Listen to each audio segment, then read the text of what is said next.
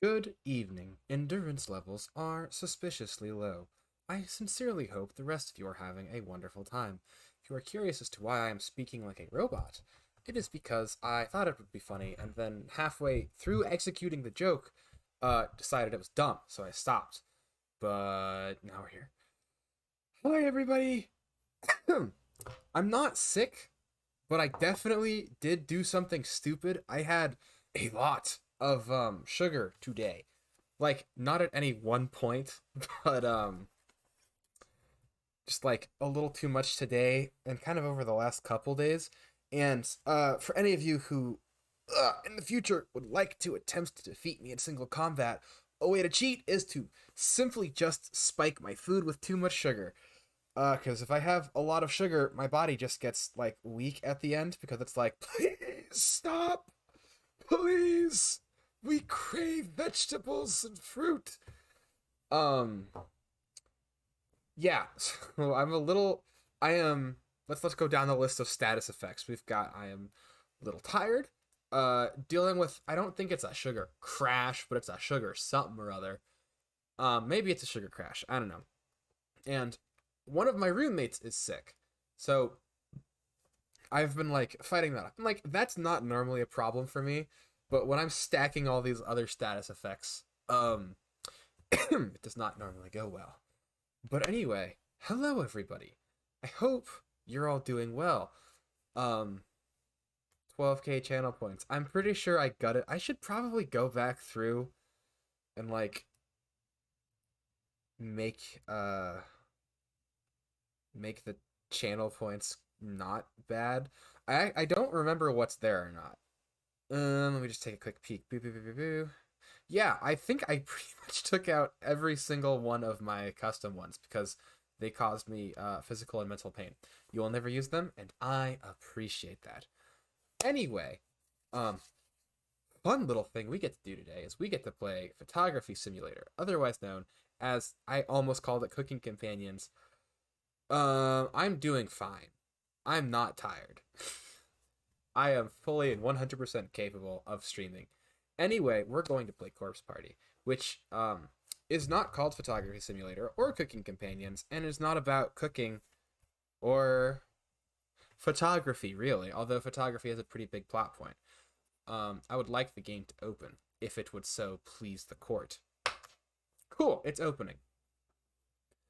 But yeah, how has everyone's weekend been? It feels like it's been a long time since I've streamed. I think it's just been since Friday, so that's what, 4 days?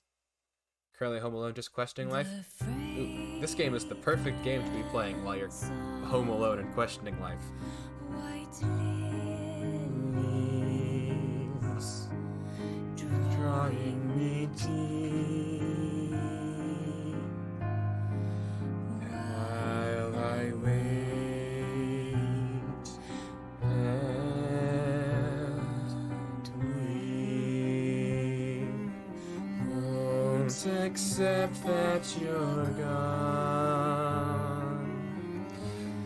No meaning in moving on. Let me rest here beyond this pain. Sweet refuge, may I remain locked in time with you.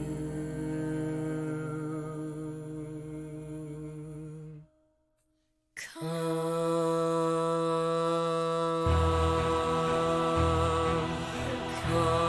the flame of desire,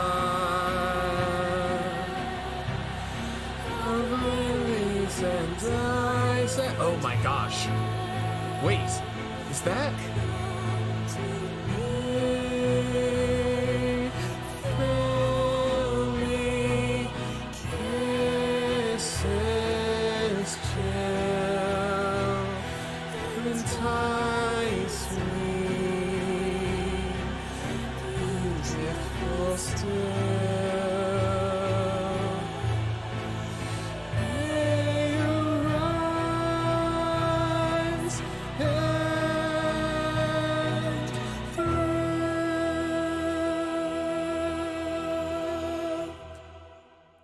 Oh, it feels really good to get that out of my system. Um, Shameless karaoke stream. I actually have a funny story. Oh, not a funny story, but a story about that. Um, why do you feel like you were practicing this? Well, if by practicing you mean I listened to the song for like 3, 4 days after I discovered that it was on Apple Music, yes, and that was also part of the reason that I had to not stream it last Monday. It just I spent so long in the headspace of not Monday. No, I spent so long in the headspace of that song, and that song is really, really good, but is also really, really good for this game. So I just kind of was like fully immersed in the basically in her head, which is not always a fun place to be. I just like had to take the time to like decompress sounds like it was worse than it was. But it's like I had to take a breather. I was like, you know what? Instead of streaming this for 4 hours and, you know, addling my brain even more, I'm going to just take a moment, enjoy the fresh air, and desync. Because the thing I do whenever I honestly am into any kind of story, I just get immersed really, really like deeply. Which, you know, can just like put you in a headspace. Like I wasn't like, there was nothing like bad. Like I don't want it to sound like I was like in a really bad place.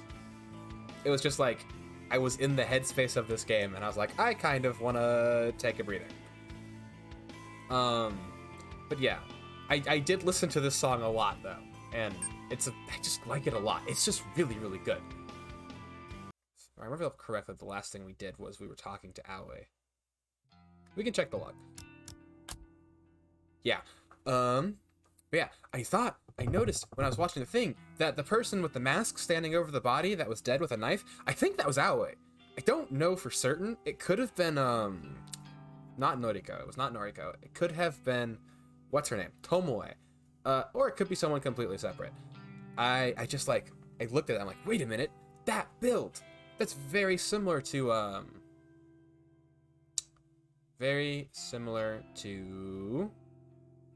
thing. I've always suspected Aoi. Right now, so, previous to seeing that, all my expectations about Aoi were, I think she secretly hates Noriko, or at the very least wanted her dead, and, you know, is also secretly crazy or something. Or, like, not even secretly crazy, just, like, she's built up enough resentment to be dangerous. I think she's envious of her. Really? That's a very good point. Envy is one of those things. That is quite a good point. But yeah, I think Aoi is definitely the type of character. It literally said you have to watch out for the quiet ones or the ones who surprise you the most in like the beginning of the game. I definitely think something's going on with Aoi that's like significantly dark. But we're gonna find out. So my plan is to only I'm already getting woozy. My plan is to stream until 8:30. I may stream longer. You know, if I decide that I just don't care about my health enough to not continue. And also, you know, it's a very interesting game. I am a story person. This game's story is just like, I'm stuck. I can't leave it. But we shall see. Also, what did I do with my chapstick? I kind of needed that. Is it behind here? Oh, wait, it's sitting right... This is how the stream is going to be. Anyway. Now that we are all here and gathered, let us make the dive. Also, I've never said this before, but I really do like the little squid thing that you'll occasionally do, LP. I don't know where it comes from, but I think it's fun. I don't use Twitch that much when I'm not streaming. Yeah, why did my brain just trail off? Anyway, we're gonna stop before I diatribe for the next 3 hours. We definitely seemed excited about the prospect of Corpse Girl's website being the real deal. Excited, eager, filled with anticipation. That same dizzying feeling whenever I get whenever I'm waiting for a victim's death. Oh, it's just a... Excuse me, it's just a regular Twitch emote? Huh. Nifty. Waiting for a victim's death. And then it hits me, and I immediately realize why Aoi was so excited, why she called me in an uncharacteristically talkative mood. She wanted my opinion on Corpse Girl's operation. She wanted affirmation, confirmation. We can stop with the alliteration. I can do it too. She wanted reassurance that her victim really is going to perish. She doesn't know that I'm Corpse Girl. She simply wanted a knowledgeable friend to confirm if the rumors are true. Who do you think she reckons? Because she has already submitted her victim's photo. Oh?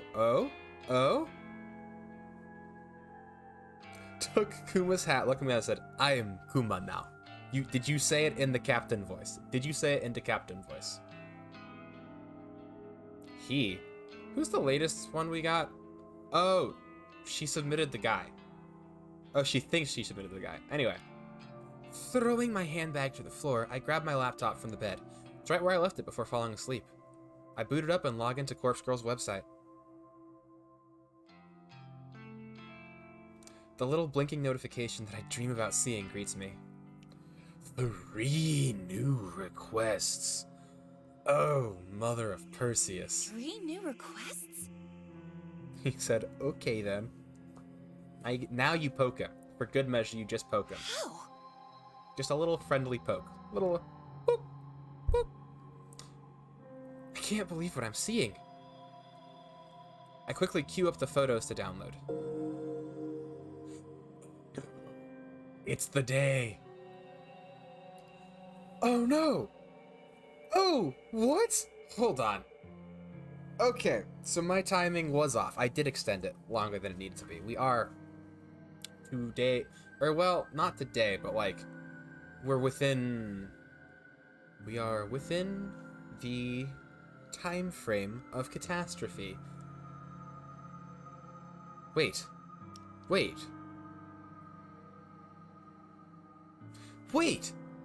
Did Aoi submit her?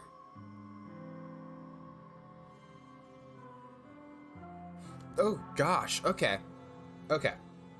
So, theories. Today is, what's today? Is there a way for me to see what today is? Oh, I know there's not, but I really want there to be.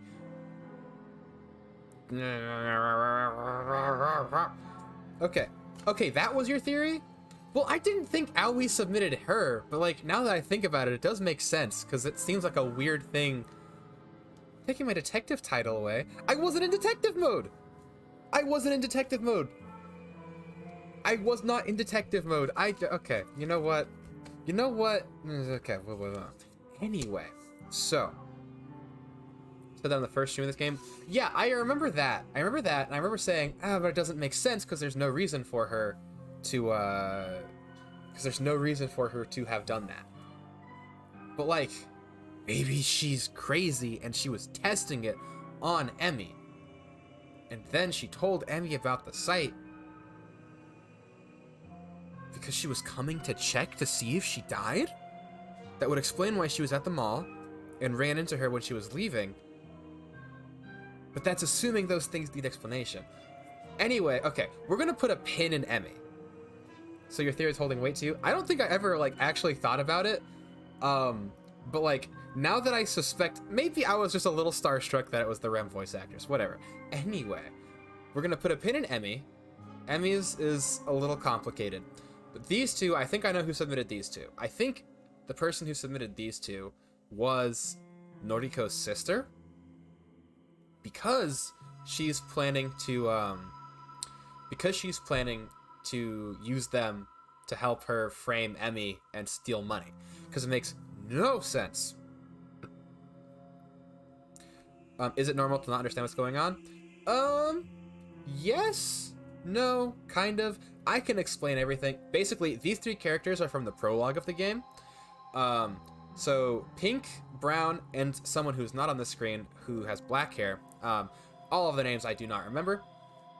They all coordinated. They all like worked together and framed Blonde for stealing a like a large chunk of money from the cash register. There are multiple endings to this game. Um, so, well, I think it says there's a thing that says endings, so I'm assuming that there are multiple endings to this game.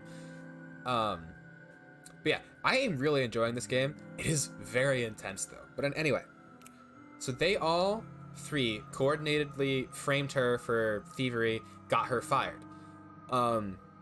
And she had the thought, why are they all going to work together just to split the money 3 ways? So I'm assuming that Noriko, the main character, her sister, who is one of the people here, submitted these two because she wants them to die after, you know, they did all this so that she can keep the money. Emmy is the first person we see die. She dies shortly after getting fired because she gets a corpse photo, sees her own body like put in front of her apartment, and then is sufficiently wigged out to jump over the railing of her apartment building and die. Now, that's like, I don't really understand that, but if you can sell it to me, I can suspend my disbelief long enough to just assume that she was already mentally unstable, and seeing that just kind of pushed her over the edge to where she's like, it's set in stone, so there's no reason to fight it. And that's kind of that's kind of the idea they're going for with how the corpse photos work.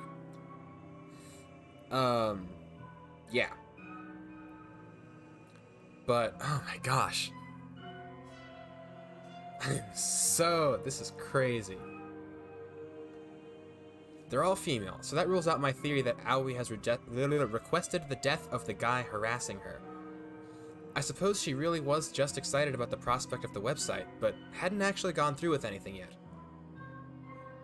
Still know what's going on, but okay, I'll accept it. Basically, well, no, I can't. No, just watch and listen to me ramble. Maybe I'll make a summary later. Probably not. I'm gonna sleep. Ugh, who sleeps? But what really surprises me about the new requests is that I recognize one of the young women. Yet another person I'm familiar with. Is it Emmy? Out of all the people in the world, what are the chances of knowing multiple people requested through the website? The girl, is Emmy Katsuno. And if I remember correctly, she went to senior high with Aoi, Shinya, and myself. I never liked her much. In fact, she was somewhat of a bully. Nothing more than name-calling, but in my mind, that's as bad as anything else. It's not hard to imagine someone wanting her dead. The other 2 victims are strangers to me. A ditzy-looking airhead with pink hair, and a worn-out, strained woman who could be anywhere from 20 to 40. Jeez, to get 3 requests all at once is remarkable. How am I going to work through all of these? You're not! You're going to work through the blonde one first. It's a shame that my operation with Kojiro isn't fully set up yet. It would be fantastic to go all out on these requests, secure some corpses, and take some truly convincing photos. Well, there's no use in stressing over that. The best thing I can do is simply get to work on forging some photos. Oh, yeah, to expand on what Usagi just said, how she scares people into committing suicide is she will take the pictures submitted through the website, Photoshop them onto pictures of dead bodies to make it look like, to make it look really real, timestamp it with some date in the future, and then send it to them from a burner phone with a masked number. Her success rate is very low. Only 3 people have died. Only 3 people have died as of this point in time. Yeah, why? It's crazy. The first death is super interesting, but I'm not going to talk about that yet because we've got reading to do. In fact, maybe I'll skip work today so I can dedicate the time to crafting these photos. And she thinks she's a god because of it. Yes, she has a incredibly So the cool thing about this story is that it's not a story about the Death Note. It is a story about someone who has been so thoroughly broken that this is how she copes with life. We do not know why she crafts the corpse photos or why she started, but we do know that something incredibly traumatic happened to her when she was younger, which resulted in her living on her own. Probably not resulting in her sister going to prison, but her sister did recently get out of prison and she hasn't talked to her in a long time. But yeah, so I'm gonna go down this list of things. I do not know any of this for certain, but I do know that our protagonist suffers from some form of extreme psychosis. She is anemic, not anemic, anorexic. That's the word. She's anorexic. Very agoraphobic, and just like, yeah, she has a little bit of a god complex through this, and she has not dissociative identity disorder, but like she definitely uses the fantasy of Corpse Girl, which is the website, to like shield her a bit. And like when she's off her meds, she's incredibly paranoid. Like there's a lot of things going on with this character. Yeah, you spelled Gaudu correctly, if that's the word that you were worried about. It's Friday after all. It's pretty much the weekend. No one will care if I don't show up at the office. Not true. I nod to myself as if convincing my own mind that I'm making the right choice. You should call in. I load up the database of the deceased, which is a dark website where she can find pictures of corpses. I think I've actually heard of that in real life, but I don't know. I don't know where I would have heard about that. Just, it sounded familiar. Whew. I step outside my apartment building, squinting in order to defend myself from the overwhelming rays of sunlight assaulting my eyes. As narrow as my vision is, I'm able to determine that Kojiro is nowhere to be seen. Where is he? Once again, he's making me wait. As I mumble under my breath, I hear the screeching of tires and watch in disbelief as a van pulls up outside my apartment. And this is another picture from the opening. It's a beat-up old thing that may have once been white, but is now covered in grime. The windows are either tinted or encrusted with dirt. To my surprise, the window on the passenger seat lowers and I see some familiar faces. Next to Kojiro, in the driver's seat, is none other than Tomoe. She's waving and grinning like a lunatic. Who these two characters are. Creepy guy who works at the morgue and is willing to work with her. Less creepy girl who has significant inferiority complex.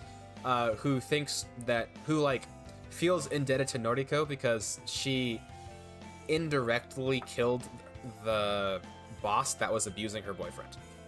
Hey, skank! Also, she's a Valley girl. So, how's this? You're still confused? Yeah. If you have any questions, just shoot them. I am happy to answer.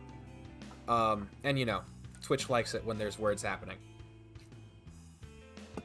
Not that I really care, but I like answering questions more. My face must reveal my fury. What?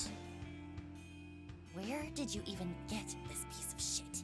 You gave him $5,000 to buy a van on Facebook Marketplace. Some guy. Some guy? What guy? Delusions of grandeur. That's some guy from the Noise Marketplace. Or the Noise Marketplace. Only wanted $250 for it. So, here's the other half of your money back. You're welcome. He holds up the paper bag I gave him earlier. Seems to still have a bit of weight to it. When Kojiro showed up in my apartment earlier this morning, he told me he'd found a great deal on a van. I had a good feeling about it, and I handed him the money to go and secure the vehicle. However, he mentioned that he needed a driver to haul it back. He asked me to call Tomoe for assistance. Thankfully, she agreed to help. Any opportunity to leave the office was a good enough one for her. Never expected her and Kojiro to come back driving a death trap on wheels. Unbelievable. What do you want them to do? You're committing a crime! We're not going to die in this thing, are we? You are literally stealing and defiling bodies. Like, you don't get to be picky. Who knows? It has AC! It has AC! You're living in luxury! Great. Did you ask the guy if anyone has ever been murdered in it? What do you care? He's gonna see a lot of corpses before we're done with it. Literally. He's got a point, but I still don't feel good about it. Get over yourself. We're picking up corpses in this thing. Oh yeah, you didn't know. It's important. And you owe me one, remember? That shit's gross. I don't mind driving, but come on. Accomplice. Ugh, whatever. As long as I don't have to touch nothing. Accomplice! I'm doing the heavy lifting. Don't worry. Yeah, because Noriko is literally, like, hasn't eaten in so many days. Tomoe leans over Kojiro and squeezes past him to awkwardly speak to me in a hushed voice. Who is this weirdo anyway? When you said you wanted me to go pick up a van, I thought you'd put me in decent company. Sorry. He's my, business partner. He works in a morgue. This is all for corpse girl shit, right? Well, whatever. I'm cool with it. Just hope this dude doesn't try to cut me or nothing. No, he wouldn't. He's a functioning psychopath. Anyway, get in. I just had a miniature heart attack when I saw my frickin' I saw a calendar notification come up and I was like, wait, that's the day? No, it's tomorrow. Huh? Why? Going to the morgue. Mm-hmm. Hang on. I haven't planned anything yet. You want to do this now? If not now, when? Good point. Any other time, after I've had a chance to get organized. The voice acting in this game is You really have good. requests, right? Yeah, 3, actually. Right. So let's go get some bodies that match. Mm-hmm. But you haven't even had time to put aside any ashes. You were gonna collect a little from each cremation and put them aside and... I get her. Already done. Ow. Seriously? Worked night shift last night.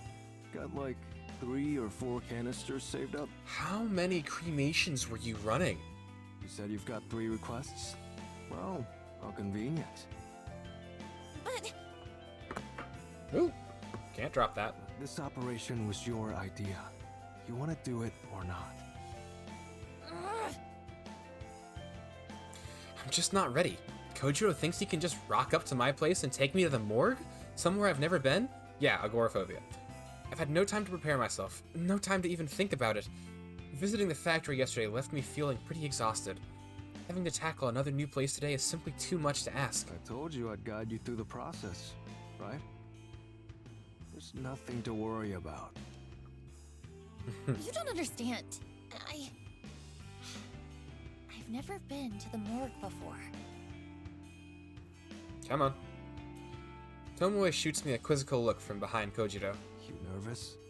I think I understand. Do you? For me, it's the most relaxing place on Earth. My little sanctuary. Just in case anyone had any confusion about his state as a person. Really? Sure. No one to talk to me, no one to bother me. Unless you count the dead, of course. I suppose that's Unless you true. count the dead, of course. And you won't be alone.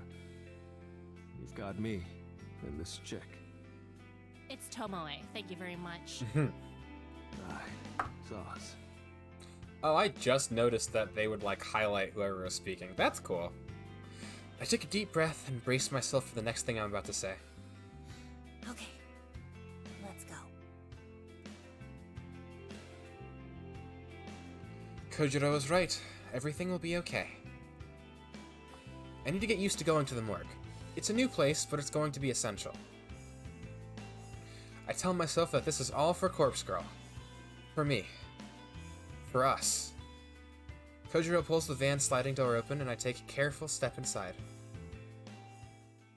Ooh, there's a texture for inside too? Or no. Okay. Just straight to the morgue, which looks like something out of a sci-fi show. Hold on, I'm gonna save real quick.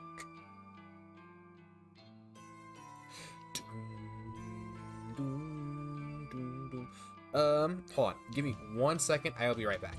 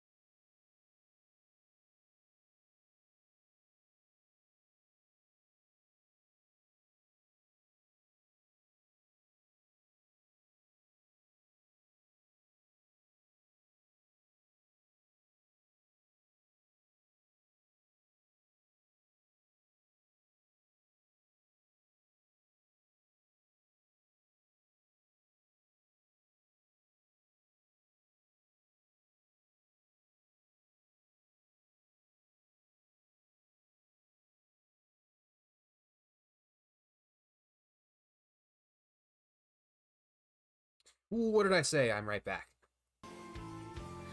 I was never gone. Oh, hold on. Can I raise this up at all? A little bit. I need to figure out how to deal with that. Alright. Morgue is a lot colder than I imagined it would be. I berate myself for not bringing a sweater, but there's nothing I can do about it now. Yeah, and you have no fat on your body at all, so you're just freezing. The place has an icy, otherworldly feeling to it. It's depressing and clinical, and devoid of hope. Huh. And then there's the stench. Stench! It's not as overwhelming as I feared, but it lingers and claws at my senses. Really? It's very easy to understand why Kojiro's clothes always smell like this place. Once the odor gets a grip on you, it doesn't let go. Honey, I'm home. I like you less and less as time goes on. A poor joke and poor taste, even for Kojiro. I feel like I'm going to vomit. Even Tomoe is looking a bit paler than normal. I'm surprised she even accompanied us inside after she spent the whole drive over insisting that she would stay in the van. They store bodies in here? Yep. Of course. See all these lockers? They're cold chambers. Pretty much all of them are full. A body in each. A body in each. Fucking disgusting. It's interesting. Mariko, Yeah? I keep things in order around here. Chambers on the left wall are cadavers due for cremation. Chambers on the right wall. And what about the lockers on the right wall? Uncertain. No touchy-touchy. They're new arrivals or they're being collected for some reason or other. Autopsy, funeral, etc. Got it. So, we can only make use of the cadavers in the lockers on the left wall. I wonder how important that's going to be later. That's a bingo. I listlessly wander over to the left wall. There must be dozens of cold chambers here, all lined up in neat rows. Some doors are slightly ajar, and peeking inside reveals they're empty, but the vast majority are sealed tight, the occupants within sleeping soundly. Hey, question. Shoot. How do I know who is in each locker? Like, if I wanted to get an old woman's corpse, do I just have to search blindly? Yes. Nah. Okay, then what do I do? Come here.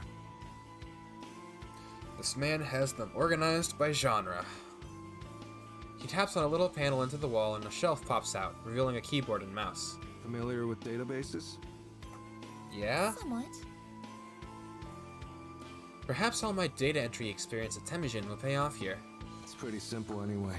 Live database contains the current inventory items. Ew. Ugh. You refer to these bodies as inventory items? Yeah, they're crazy. What would you call them? Well, like, they used to be real people and shit, right? Why not show some respect? Listen to Tomoe. That's a sentence I never thought I'd say. I don't understand. They're cadavers. I put a trembling hand on Tomoe's shoulder. I want to comfort her, but the act of doing so is still alien to me. That's not fully true. Don't worry about him, Tomoe. He can be a bit insensitive. He's a freak. That's so funny. Wow. Ouch. Tomoe scoffs and makes a gesture with her middle finger. I am a little surprised that she's so bothered by this. It's kind of funny that she holds respect for the dead, but not so much for the living. Okay, so I can search this database for bodies that match my needs. Yep. Just use the filters at the top. Not many categories, but it has the basics. Age range, gender, name. Not that that'll be useful to you. Actually, that's about it. It's enough. It'll save some time at the very least. Okay, so you want to hoist 3 bodies today, right? You said you have 3 requests? How are they gonna dress them up? Yeah, but Wait, because he's supposed to get half, so they have to hoist 6. this place is kind of overwhelming. I'm hesitant to bite off more than we can chew. What's the game plan then? Just take one. How about we just take one body today? We'll take it back to the factory, work on it, and see how we go. Works for me. Here, use the database. So does that mean they're gonna take 2, or that, like, just he gets to also do this. I rest my sweaty hands on the keyboard and feel the cold metal buttons sting my skin. A metal keyboard. It's very fitting for this cold, lifeless place. I have 3 requests currently in the works. I managed to get photos edited for all 3 of them, thanks to taking the day off from the office. There's Emmy Contino, the bully I went to school with, then there's the pink-haired girl and the woman that looked tired and worn out. I should try and find a cadaver that matches the appearance of one of those victims. I used the database's filter to search for females, and then I narrowed down the age range to young adult. There are a lot of hits. Just how many people are here anyway? I skimmed through the list of results. Since their names are meaningless, they might as well be identical.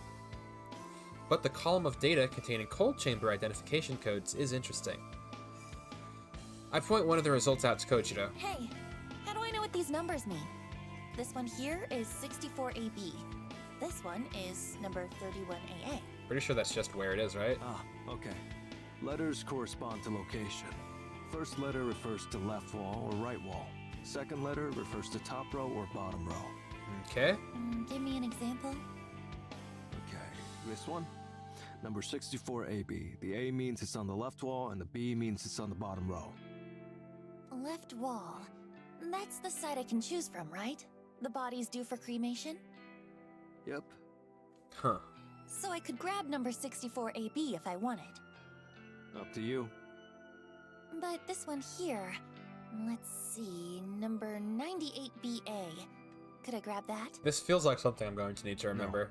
The first letter is B, so that's on the right wall. No go. Not scheduled for cremation. I think I get it. Thanks. I make a mental list of cold chambers in the left wall that fit my needs. I'm going to start cracking open some of these sarcophagi. Huh. Haha. That's a new one. Mad. He's so weird. I hope that my nervousness isn't showing. I almost can't believe that I'm about to examine corpses in the flesh. Corpse Girl would be proud of me right now. As I walk over to the left wall of cold chambers, I catch a glimpse of Tomoe. She's standing by the exit, swiping on her phone as she taps her foot. I reach the first locker I want to look at. Here we go. There's a metal handle on the front of the chamber. It's paired with a release button, which I gather has to be pressed in at the same time. I grip the handle tightly, press the button, and pull with all my strength, and it doesn't open because you're made of twigs. A hiss echoes throughout the morgue as frigid, pressurized air billows out of the chamber. The door is now wide open, revealing the darkness within the locker. I peer inside. I can make out the shape of a make out the shape of a body bag lying atop the sliding tray inside the locker. I thought the body would slide out automatically. No? Just pull the tray out, like you'd pull out an oven tray. She doesn't have an oven. I take a deep breath and grab the edge of the tray, then slide it out. Thankfully, the thick rollers along the bottom rail do most of the work, and once it has momentum, the tray slides all the way out of the chamber. My prize is revealed at last. A musty white body bag packed full with a decomposing corpse. And now what? Ooh, Just unzip the HRP. What? body bag. Human... The body bag. What does that stand Unzip for? it, but cover your nose. Aren't they cold? I do as I'm told. My left hand... Whoop! I didn't mean to... pinches my nostrils closed and I open the bag. I tug the tag down and drag it along the length of the bag, and the zip makes a familiar zzz sound, and I smell the decomposing corpse and vomit on the ground and fall to my knees, trying to catch my vomit and hold my nose closed at the same time. Oh, she's having an episode. Tears well in my eyes, and I can't help but cry as the stench strikes me across the face again and again, and the river of bile and sick pouring down my clothes feels like a searing hot cattle prod against my skin. The sight of the corpse in the bag flickers in my vision and sears itself into my retinas, and I can't get it out of my head. Even when I close my eyes and I can't get it out of my head, and I can't not see it anymore, and I can't help but think of my own reflection and how much I resemble Noriko, and Corpse Girl, and the corpse in the bag, all mixed together in some completely fucked up hybrid of decomposing flesh and bone. I think Kojiro or Tomoe or Aoi grabs my shoulders to drag me away from the body, but Aoi isn't here anyway, and the hands feel so strong and warm and not brittle and lifeless like mine, and not slender and perfect like Aoi's, but I get dragged away regardless, and my eyes watering, and the fluorescent lights on the ceilings are magnified by my tears, and I want to tear my eyes out and get the sight of the corpse out of my mind. I've seen so many corpses over the last year, and I've seen countless photos of bodies dismembered and asphyxiated and electrocuted and shot and maimed and drowned, and yet the decaying corpse in the body bag, or the HRP as Kojiro called it, is worse than any of them. It's worse than anything I could have ever imagined, and it's worse than me, and it's worse than Corpse Girl, and for a fleeting moment I begin to question what I've spent the last year doing, and what am I doing involving myself with the dead, the buried. The frantic screams of a girl resound in my ears, in my eyes, and my nostrils, and I think she's calling my name, but it doesn't sound like my name. It sounds like Noriko or something along those lines. Maybe Yuriko, but she's calling out for my sister, but my sister isn't here and Noriko isn't here, and I'm the only one here, lying on my side on the cold tile floor and covered in warm vomit and hot tears as I feel the body lying next to me and smiling and offering me a cup of coffee. From that lovely French cafe I went to that one time, I pictured that lifeless corpse in my mind, smiling or calling me names like bitch queen or goth bitch or bitch, basically just any senseless name she can pair with the word bitch. That word I hate so much that Yuriko always used to call me, that mother always used to call me, that word that carries so much hate and contempt and yet rolls off the tongue so easily. The lifeless corpse keeps calling me names, keeps taunting me, keeps growing her hair long, taunting me with her fake smile and eyelashes as she corners me in the classroom, pulls my hair and rips out a fistful and laughs and calls me bitchy bitch and screams, cackles, and I realize that she's always bullied me like this, and I hate her for it because I never did anything to her. I never did anything to Emi Katsuno, but she always bullied me, but she never bullied Aoi because no one wanted to bully Aoi. Aoi was because the teachers all said so, but they all said that she's been through too much already. But it's okay to bully Noriko, or me, or Noriko, but they said it's fine, they all said. So Emi liked to bully me and call me the bitch, and she liked to pull my hair out, and that's fine because my hair grows back eventually, and it meant that she didn't bully Aoi, so in a way I was protecting Aoi, and that's all that ever really mattered. And the corpse in my mind isn't Emi, but it might as well be. It might as well be her. Maybe I can make it her. Maybe the corpse can become Emi Katsuno, and if I send her the photograph, the corpse, then she might kill herself. She might kill her. Oh gosh, that was hard.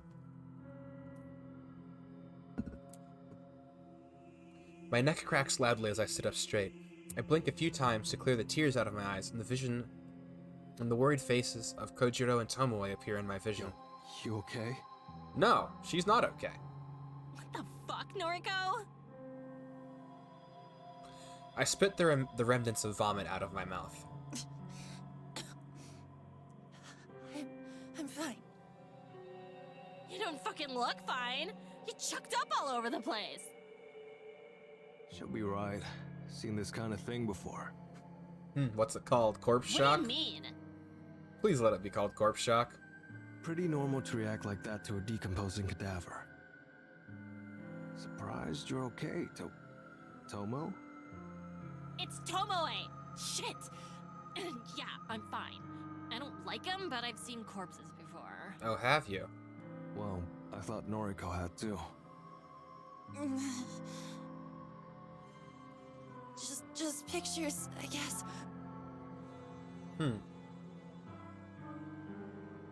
I'm not forgetting the carnage I witnessed at the train station, thanks to Kotsumi Ida. Somehow seeing a stiff in a bag was so much more overwhelming. Right. Are you really Corpse Girl? Apparently. Come on, let's get you up. Like, I always want to feel bad for her, but she's so crazy. Tomoe grabs me in a sort of bear hug and lifts me to my feet. Sorry about the vomit. It's fine. It's fucked up, but it's fine. Call it a day? Yep. I put my weight on my unsteady feet and step away from Tomoe. No. There's something I need to do.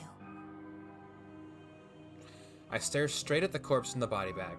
Her face is still exposed, lifeless, expressionless. Her hair is long, blonde. I imagine her with a bit of makeup, some blush, some lipstick, some fake eyelashes.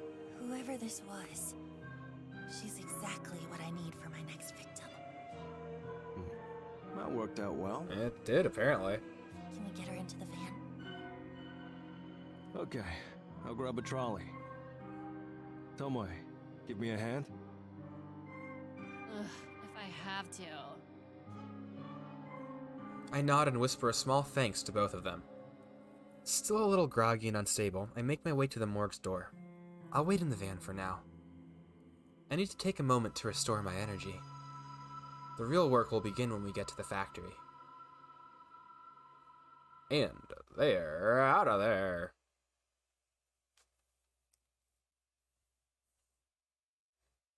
Oh, load point.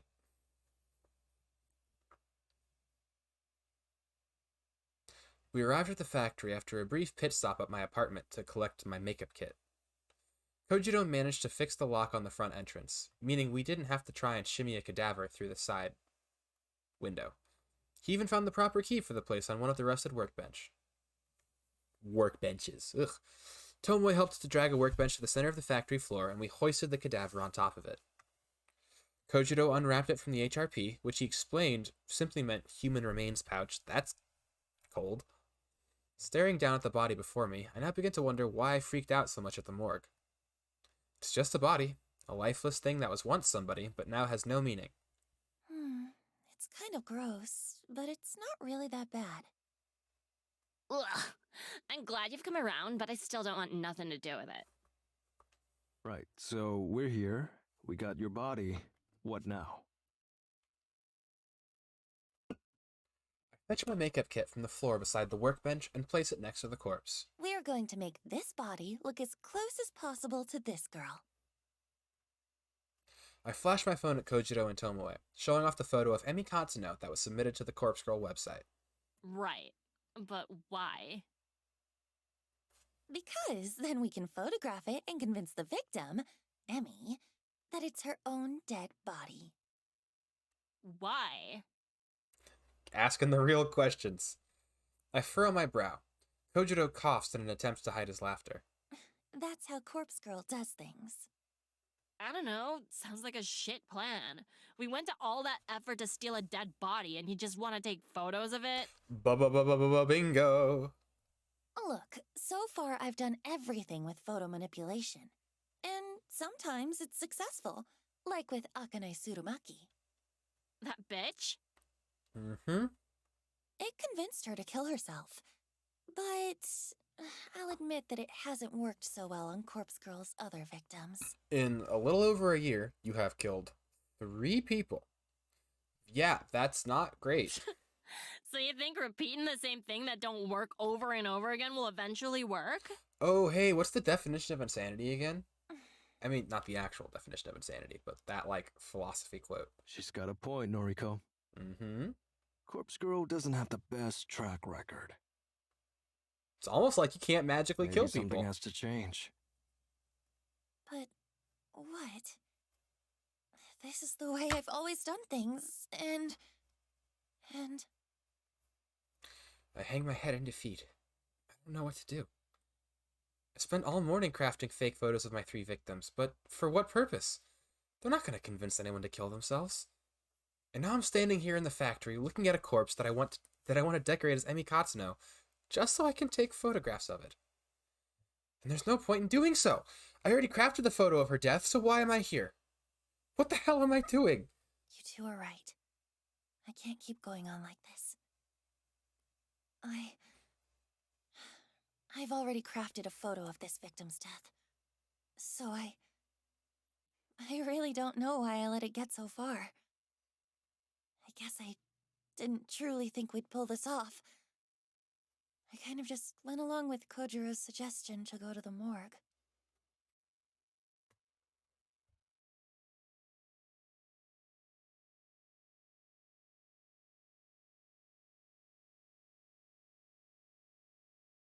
Hey, don't pin it on me. This is your scheme. The weirdo is right. This is on you, Nariko.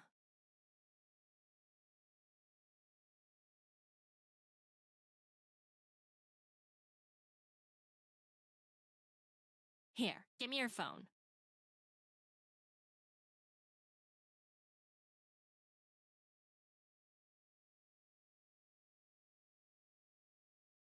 Yo, you said you already made the corpse photo. Where is it? I don't keep it on my phone. That would be stupid. only copy is still on my laptop at home. But you've got a photo of this bitch on your phone. Not incriminating, but like a little incriminating. Well, yeah, I just pulled it from her noise profile earlier. It's exactly the same image that was uploaded to Corpse Girl's website, though. Right, right. Hold it. How did you know the Vic's name? Corpse Girl doesn't ask for a name. Oh no, he's starting to get suspicious. Oh, this girl, I actually went to school with her. It's a coincidence, I assure you. Uh-huh. Look, that doesn't He's matter, does really it? starting to give off Nagito vibes, and I'm scared. Well, tell me what the corpse photo looks like. Well, it wasn't my most creative work. I had 3 requests to fulfill in a short amount of time, so I kinda made them all similar. I made it look like this girl, Emmy, fell from a tall building and splattered on the pavement. Fucking lame. Wow.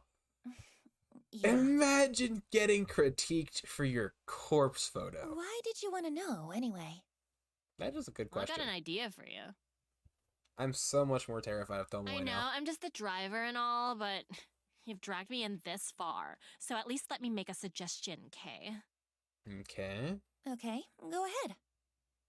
We've got this here body. You've got a corpse photo of the bitch all locked and loaded. Let's kick it up a notch. Take your time to apply makeup. Make the body Oh, really wait, was look it like the her victim. idea? Send her the corpse photo first, and then Send her the body. we'll deliver this body to the bitch. Deliver the body? We rock a better joint, leave the dead body on her doorstep, and then we fucking get out of there. Can you imagine how fucking scary it would be to come face to face with your own corpse? Yeah, quite. Think about it from her perspective. She gets a photo of her own dead body, right? Mm-hmm. Then, like, hours later, just as she's trying to get it out of her mind, her own corpse shows up at her house. But that's so much physical evidence. She'll fucking snap, I guarantee it. Hell, I probably would too, and I know what's going on. Are you laughing? I can't believe it. Tomoe has has completely lost the plot. Her plan is incredibly devious. It's almost evil, and I'm in love with the idea. I'm in love with the idea of delivering a person's own corpse to them before they kill themselves. Tomoe! No, don't like her. Despite my own nature, I find myself I throw myself at Tomoe and wrap my arms around her. That was a clumsy sentence to read. Yo, what the? Yeah, I'm spooked too. I bury my head between her neck and shoulder, the warmth of her body radiating through my own cold and clammy form. Wow. I start to sob uncontrollably. Maybe I still have tears left over from my incident at the morgue. Or maybe I'm just truly happy at this moment. Tomoe! Thank you. This is such a juxtaposition. It's like a nice moment between friends, literally above a plan to convince someone to jump off a building. Yeah, I mean, sure. Stop bonding! Your idea is brilliant. It's perfect. Oh, I can't think of a better way to bring Corpse Girl's plans to fruition. Also, what are Corpse Girl's plans? I'd love an answer to that question. I mean, I just said the first thing that came to mind, so. Oh, and you're gonna bind her to yourself by giving her praise and telling her that she's smart. But hey, I'm real glad you like the idea. I'm happy to help. She hasn't had anyone to do that for her. I wipe my eyes, but I don't let go of Tomoe. Hell. I wonder if you'd make a better Corpse Girl than me. That's potentially some Don't foreshadowing. be stupid. I just had one good idea is all. Now, come on. It ain't like you to get all sappy. Pick yourself up, yeah? I don't want to like their Right. friendship, because their friendship is built on real grim nonsense. In a moment. I nuzzle my cheek further into her neck and feel her skin prickle underneath my breath. She tenses up a bit, but doesn't push me away. You're so warm.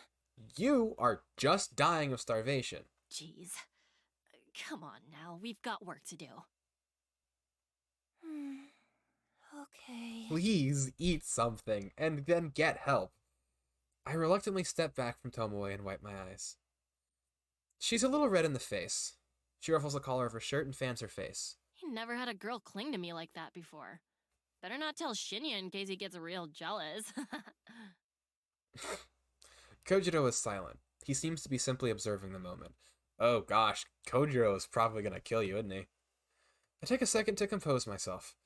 Tomoe is right. We do have work to do. I looked at the corpse atop the table, patiently waiting for us to conclude our discussion. I almost wish I was as patient as the dead. We starting? Yes. Let's do this. Mad. You talk like a... Few things to keep in mind. Putting makeup on a cadaver isn't as simple as you think. I think I have heard this. Why would I have heard information about how freaking morticians prepare bodies? This one's already decomposing. Not all the makeup will take. There Put a is little just extra on. information in my head Don't that be I stingy. do not know why it's there. It doesn't help that the body is ice cold. Now, if we had a space heater, we could warm it up. That would help the makeup stick. But it'll speed up decomposition. We can't have it decomposing any faster. It's already out of cold storage, so I imagine we don't have long as it is. Right. We're going to want to deliver it to your Vic soon, like less than 24 hours soon. What are you guys planning to do with them afterwards? That's fine. Yo, what about time in the delivery? Corpse Girl's photos have a... what's it called? A timestamp? Uh-huh. Yeah, I timestamped the photos with a supposed time of death. I usually set it to a little after the time the victim receives the photo. Sometimes a few hours, sometimes a whole day. LP, if you're watching, they are explaining everything. Uh-huh. I get it. Well, like, for best effect, we're gonna want to deliver the corpse before the time marked on the photo, right? Mm-hmm. That way, the Vic gets the Do photo not and the UPS corpse your before the set bodies. time. Creates a kind of ticking time bomb. Should convince him to off himself before time's up. Do not UPS your bodies. That makes sense. I think that's the best way to do it. Yeah, so, what time did you write on this Emmy chick's corpse photo? I scratch my head and try to think about it. It's hard to recall since I created 3 different photos at the same time. I'm pretty confident I lined them all up one after the other. An hour gap between each one. 7:28 a.m. tomorrow. We gotta deliver the corpse before then, huh? So you're gonna use your old beat-up, probably very recognizable van? Too early. Usually asleep. Wake up. You're committing crime. Well, you're gonna have to get your ass up early for Noriko. Yeah, I, for once again, agree with the dits. For Corpse Girl. Kojiro groans, but he doesn't object further. So, I'll send the photo out when I get home tonight. Emmy will receive it before she goes to bed for the night. It should shake her a little. Wait, you're sending it tonight? It's so confusing. Why would you be sending it tonight? Because Emmy doesn't get it until the next day. Then, in the morning, she'll wake up to her doorbell ringing and a corpse left on her doorstep. The timeline doesn't match up. What's going on here? That should be enough to do the trick. Why is time acting weird? Think you're both forgetting something. Which is? Where are we delivering the corpse? Oh yeah! We don't know where she lives. Are you dense? We're delivering it to this Emmy bitch's home. Do any of you know that? Sure, of course.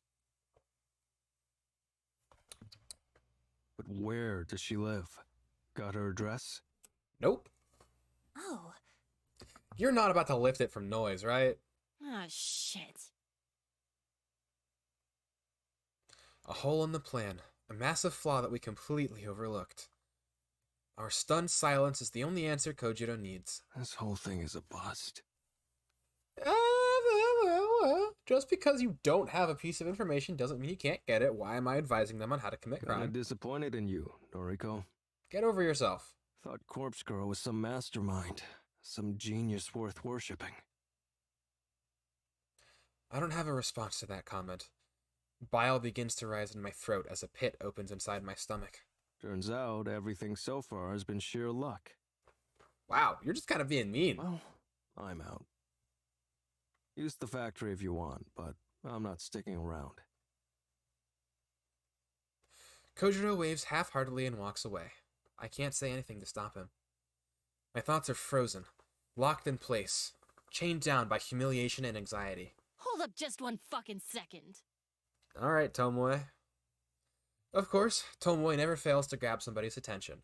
Kojiro turns back. We're just getting started here. Of course there's gonna be hiccups. We'll iron out all the details as we go. This is a criminal enterprise. Don't just abandon Noriko like that. I'm so confused. The power dynamic is so... Corpse Girl has done more for me than you'll ever know. Like what? That's so. Yeah, it is. So I'm gonna stand by her side. While I do appreciate the loyalty, I am so much more afraid of all the people If here. you're a coward, feel free to bow out now. But if Noriko means anything to you, anything at all, then just swallow your Ugh. fucking doubts and help her out. Good stretch. Tomoe. Never thought she'd be the one to make a rousing speech. Short and simple though it was. Those are the best kind. Right. Suppose we did make a deal after all. That's true. Though, nothing really stopping me from taking cadavers from the morgue whenever I want now. I mean, actually, yeah, no, the van's in your name, isn't it? Still, I guess I'll help you out. But if this keeps going astray, I really will walk away. Fine. But follow through on this one victim at least. As long as he's not going to stab you. I managed to gather up enough strength to make a simple plea. Please. I can't do this without you. That's true. You're physically incapable of moving bodies. Okay. Find Emi's address. If Tomoe drives, I'll handle moving the corpse in the morning. I nod firmly. Okay. I'll work it out. Thank you, Kojiro. Kojiro waves once again and takes his leave. The heavy steel door at the front of the factory slams shut behind him. Phew. Okay, got any ideas? No. Maybe one. Can you call Shinya? Ask him if he remembers Emi Katsuno from school, and see if he knows where she lives. Oh my gosh. Shinya? Oh yeah. He said once that you went to school together. Guess he might know Emi too, huh? But why would he know where she lives? My thoughts exactly. I'm going to make a call as well. Oh no. Oh no. I quickly make a call to Aoi. As the phone is ringing, I look up at the skylight above. The sun has nearly disappeared from the sky, and we're running out of light. If there was electricity connected here, we wouldn't have a problem. But if it gets much darker than this, we're going to struggle to apply makeup to the cadaver. Noriko? Hey, me again. Oh, so she's at Feels work. like we just spoke this morning, hey? You did. It was this morning. Yeah. Listen, just a quick question. Do you remember Emi Katsuno from school? Katsuno? Okay, that's really freaky, Noriko. Why? Huh? What is? I bumped into Katsuno just today at the mall. Ha ha ha ha! It makes more sense. You're kidding. Actually, no, I guess everything we were saying earlier could still be true. I'm serious. She was pretty distressed, actually. Okay, wait. That means today is Catastrophe Day. She just got fired from her job. I see. Oh, yeah, no, she does fall asleep and then wakes up the next day and everything's gone to Actually, garbage. kind of funny. I spoke with you about Corpse Girl's website this morning, and And? I spoke to Katsuno about it too. What's going on with you? I'm still... Yeah, she's still sus, but, like, I don't... The way she's talking makes me think that she... Because what she is saying lines up with the timeline, and, you know, it means that, she's probably not the one who submitted her, which means that it was, Yuriko who submitted her Really? photo. Still don't know how she got her number, but whatever. Seems like there's someone she wanted dead. Maybe. I'm not sure. Perhaps her boss that fired her? Yep. And you're going to get your sister and then pop. Like a strawberry. Interesting. Blueberry. Why are you asking about her anyway? It's an odd question, but do you happen to know where she lives? If any random friend of mine ever asked me, well, I guess not random, they are best friends, or at least she is Noriko's only friend, and Aoi does not seem like the type to have many friends who are not joined to her at the hip, so we can assume they're each other's only friends. Either way, if any friend of mine just asked me, hey, do you know where so-and-so lives? That's a why are you asking question. That's not a yes. Wait, seriously? Want me to send you her address? Are you going to visit her? That is, and maybe I'm just more paranoid than she is, but like... Oh, Howie. If you could send her address, then I'll really owe you one. Sure, I'll text it through. And then she's going to find out that you're Corpse Girl, or at least that you killed her, because she is going to die tomorrow morning. I didn't think you'd actually know it, but I wanted to ask anyway. You're bad at being a secret identity criminal. No problem. I followed her home today from the mall, so I guess it worked out well for you. What? What? Yeah, thank you for catching that, Noriko. How we followed Emmy home from the mall? Like, she stalked her? What did you say? Oh, I followed Emmy home today. Why? I got on the train carriage behind hers. Well, don't worry. She didn't see me. Wow, your voice just took on such a different tone. I almost got chills. What do you mean? Howie, what are you talking about? She's the one you wanted dead? Well, I wanted to find out if she was going to use Corpse Girl's website. So you Since I recommended it to her. So and all. you followed her home. I don't know what to say. Hey, I'm still at work, okay? I shouldn't really be talking on the phone. We'll chat later. Bye-bye. Owie, wait, don't hang Up. Okay. A lot of things just happened. The phone call ends abruptly.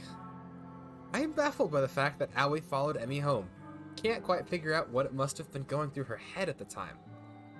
But right now, I don't have the time to worry about it. I need to finish up here at the factory. I so badly want to just look things up. I notice I have an unread message. Aoi has sent me her full address. Well, at least I got the address. Hold on. Hold on. I have to satisfy my curiosity. Come on, let's open that search bar. I just want to see, like... This is going to be a weird search. But, you know, I've searched weirder things. Why do people stalk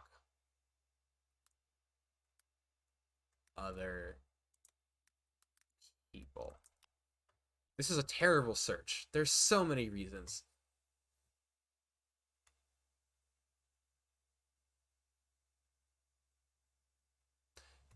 I know. Wow. Okay, yeah, I'm closing the search bar. That was a waste of time and a terrible search. I can't believe I did that. That's one of the worst searches I've ever done. This deserved shame. You got it? Nice. For shame. Shinya barely remembered the chick, apparently, so it wasn't really helpful, sorry. You shouldn't be asking Shinya these questions anyway. No trouble. We got what we needed. You are all so not self-aware. It's getting dark. Help me put some makeup on the corpse. Okay, show me that photo of Emmy again. We better do this properly. You flipped around like a coin. Why are you okay with this now? Right. Here. I bring up the photo and we examine it closely before setting to work. I'd love to get like a neck pillow. By the time I get home, I'm completely drained. I barely have the energy to open the front door. Not because of the corpses. Today was an ordeal. It dragged on forever and ever. Yet, it still felt like I didn't have enough time to get everything done. After changing out of my vomit-stained clothes, wow, you were wearing those all day, I make myself a cup of tea. I'm hoping a few sips will help me relax and unwind. I sit down on the couch, cup in hand. When it's cool enough to drink, I take a sip and feel a little bit of today's pressure lift from my shoulders. My laptop is sitting next to me. I know I shouldn't bite off more than I can chew today. If I check for new requests, I'll probably regret it.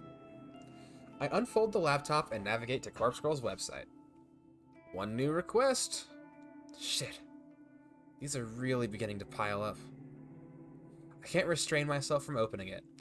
Not 3, 2, 1. She is going to pop like a blueberry. I'm calling it. Request details. Today, 3:03 p.m. local time. Victim's phone. Downloading image attachment. 5, 4, 3, 2, 1. Pop! Oh, yeah. And I stare intently at the picture of my older sister. Yuriko Kurosawa. 28 years old, senior high school dropout, currently on parole after a short second stint in prison. Yuriko, what are the odds of you appearing here on my screen in my life at this moment? I haven't spoken to you for so long. I haven't seen you. I haven't even received contact from you. Only to ignore it. Why are you here now? Why does somebody want you dead? I suppose it's not that hard to think why someone would request your death. I'm sure you have a lot of enemies thanks to the crew you run with.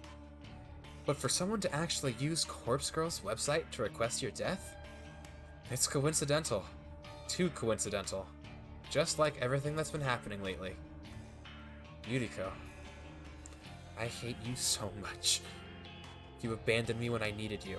You abandoned Mother, even though she abandoned us first. I hate you. Corpse Girl never refuses a request. It's one of her convictions. I'll never refuse a request. Oh.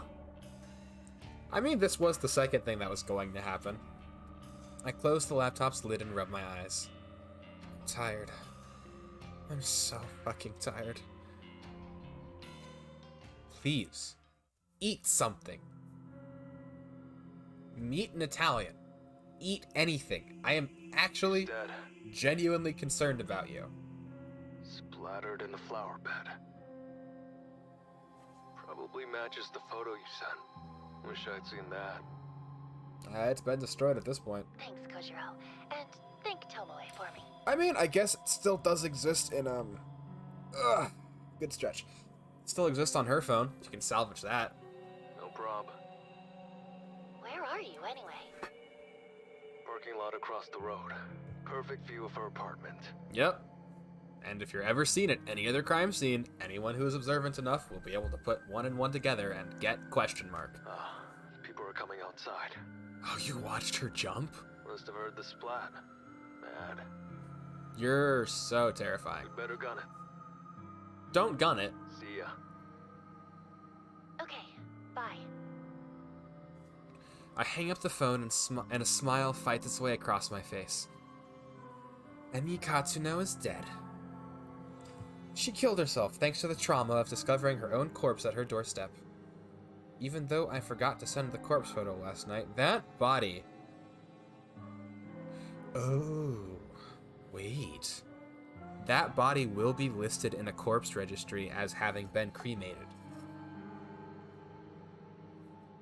But, like, I mean, if they DNA test it, it's still going to, like...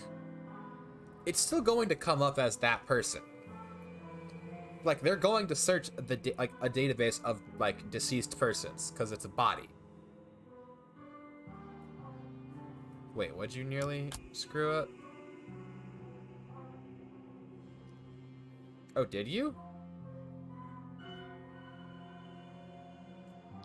Did you send it this morning?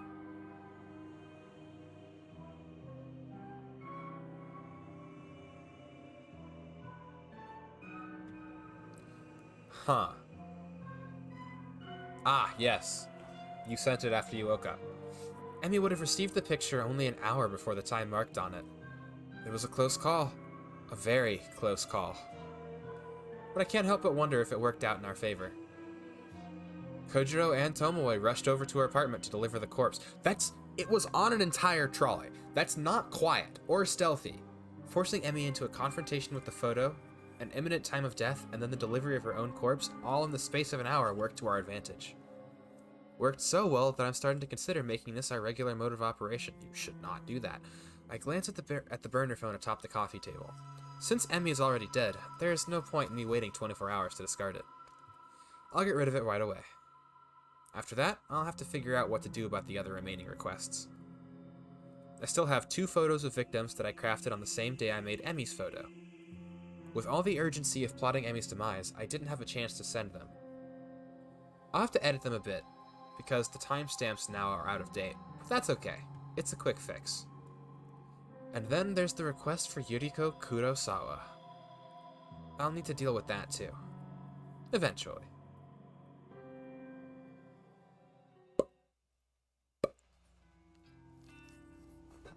And the rabbit hole goes deeper and deeper.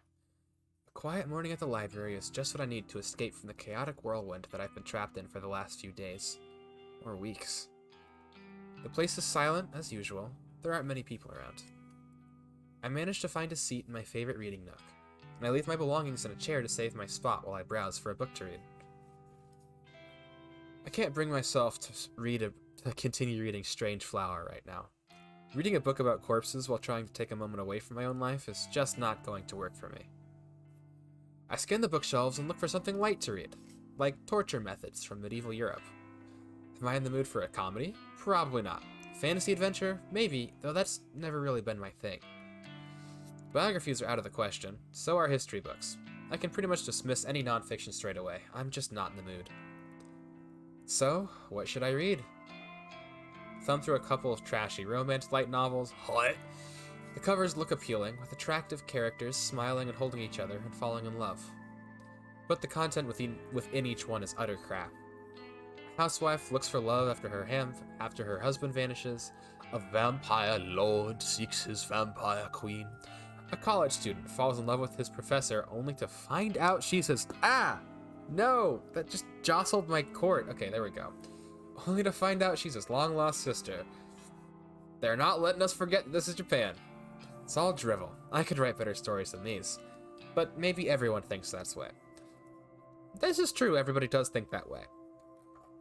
I don't know if I believe that you are one of the ones who are actually right, but like, not a high part to clear. That's just making me feel sick. Gross. Defeated, I put all the books back on the shelf and return to the chair I saved. Take a seat and simply browse through my noise feed.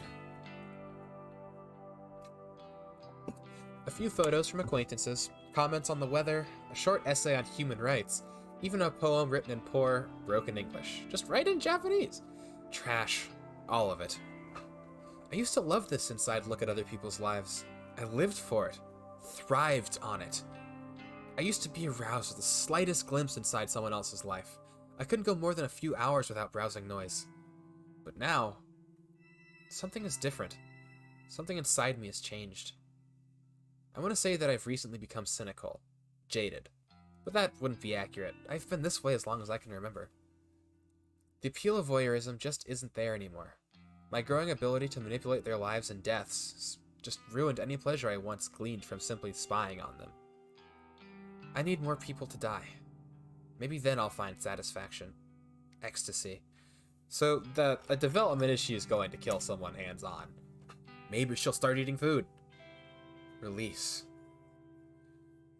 I lean back in the chair and fold my arms across my chest. My foot taps against the carpeted floor impatiently. I won't find comfort in this library. I won't find relaxation. I'll only find whatever elusive feeling I'm looking for once Corpse Girl's work is complete. What does that mean? I can't rest yet. Not now that things are beginning to escalate. I could be orchestrating the deaths of 3 people right now. The 2 women that had their deaths requested at the same time as Emmy, and my very own sister Yuriko. People are counting on me. People are counting on Corpse Girl to deliver her judgment. I hoist the strap of my handbag over my shoulder and stand up. Can we please, someone, please tell me, why is, like, what about the body? It's time for Corpse Girl to usher in a new era of human suffering. What about the body you left in front of her apartment? Did you retrieve it? I don't think you did. A bizarre string of similar deaths in Tokyo over the weekend have left police and detectives completely baffled. Oh yeah, these have all happened really close to each other. We have Chief Detective Fujikawa at the Tokyo Metropolitan Police Department in the studio today to discuss the events. According to eyewitness reports, a young woman plummeted to her death from an apartment building on Saturday morning. 2 other women suffered a similar fate in different locations late on Sunday night. There is nothing similar about Emi's death and Kotomi's death. Police have not yet released information on the identities of the young women. Would you care to share your thoughts, Detective Fujikawa? We cannot rule out the possibility of homicide in these cases. Kinda can. Police recovered additional bodies at the site of each death. In each instance, Oh. a look-alike corpse matching the appearance of the victim was found. Oh. This cannot be mere coincidence. I believe that a single perpetrator is behind the deaths of all 3 women. Oh, wait, so this is post... So she's only killed the 3 co-workers, not her sister yet. Leaving a look-alike corpse at the scene of each crime seems to be some sort of psychotic calling card. It's clear that the death of each victim was premeditated. In cases like these, the perpetrator is often looking to be caught, even if only subconsciously. It's not something you say because then they'll be aware of it. Also, like, why are you not trying to figure out a way to get the corpses back? Like, letting people know that that's what you do makes it, like, it takes away the mystique. It won't take long to track them down. Once forensic analysis reveals the identities of the look-alike corpses, we will be able to uncover how and where they were obtained. Also that. We will bring the perpetrator to justice. They have 3 bodies now. 3 bodies from the same morgue that all have been touched by the same people with the same van at each scene. You're on a highway to destruction. Police are urging citizens to be cautious in the coming weeks. If you see anyone behaving suspiciously, please call the following number. Damn, this shit's really starting to blow up. Please don't talk about it like that. Yeah, it's about time.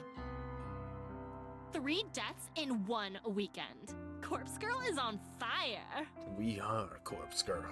She couldn't have done it without you. And Kojiro. So, thanks. I know those corpse deliveries yesterday were rather last minute. Yes, please talk about this in your very populated office building. No problem. Had nothing better to do anyway. Go to church?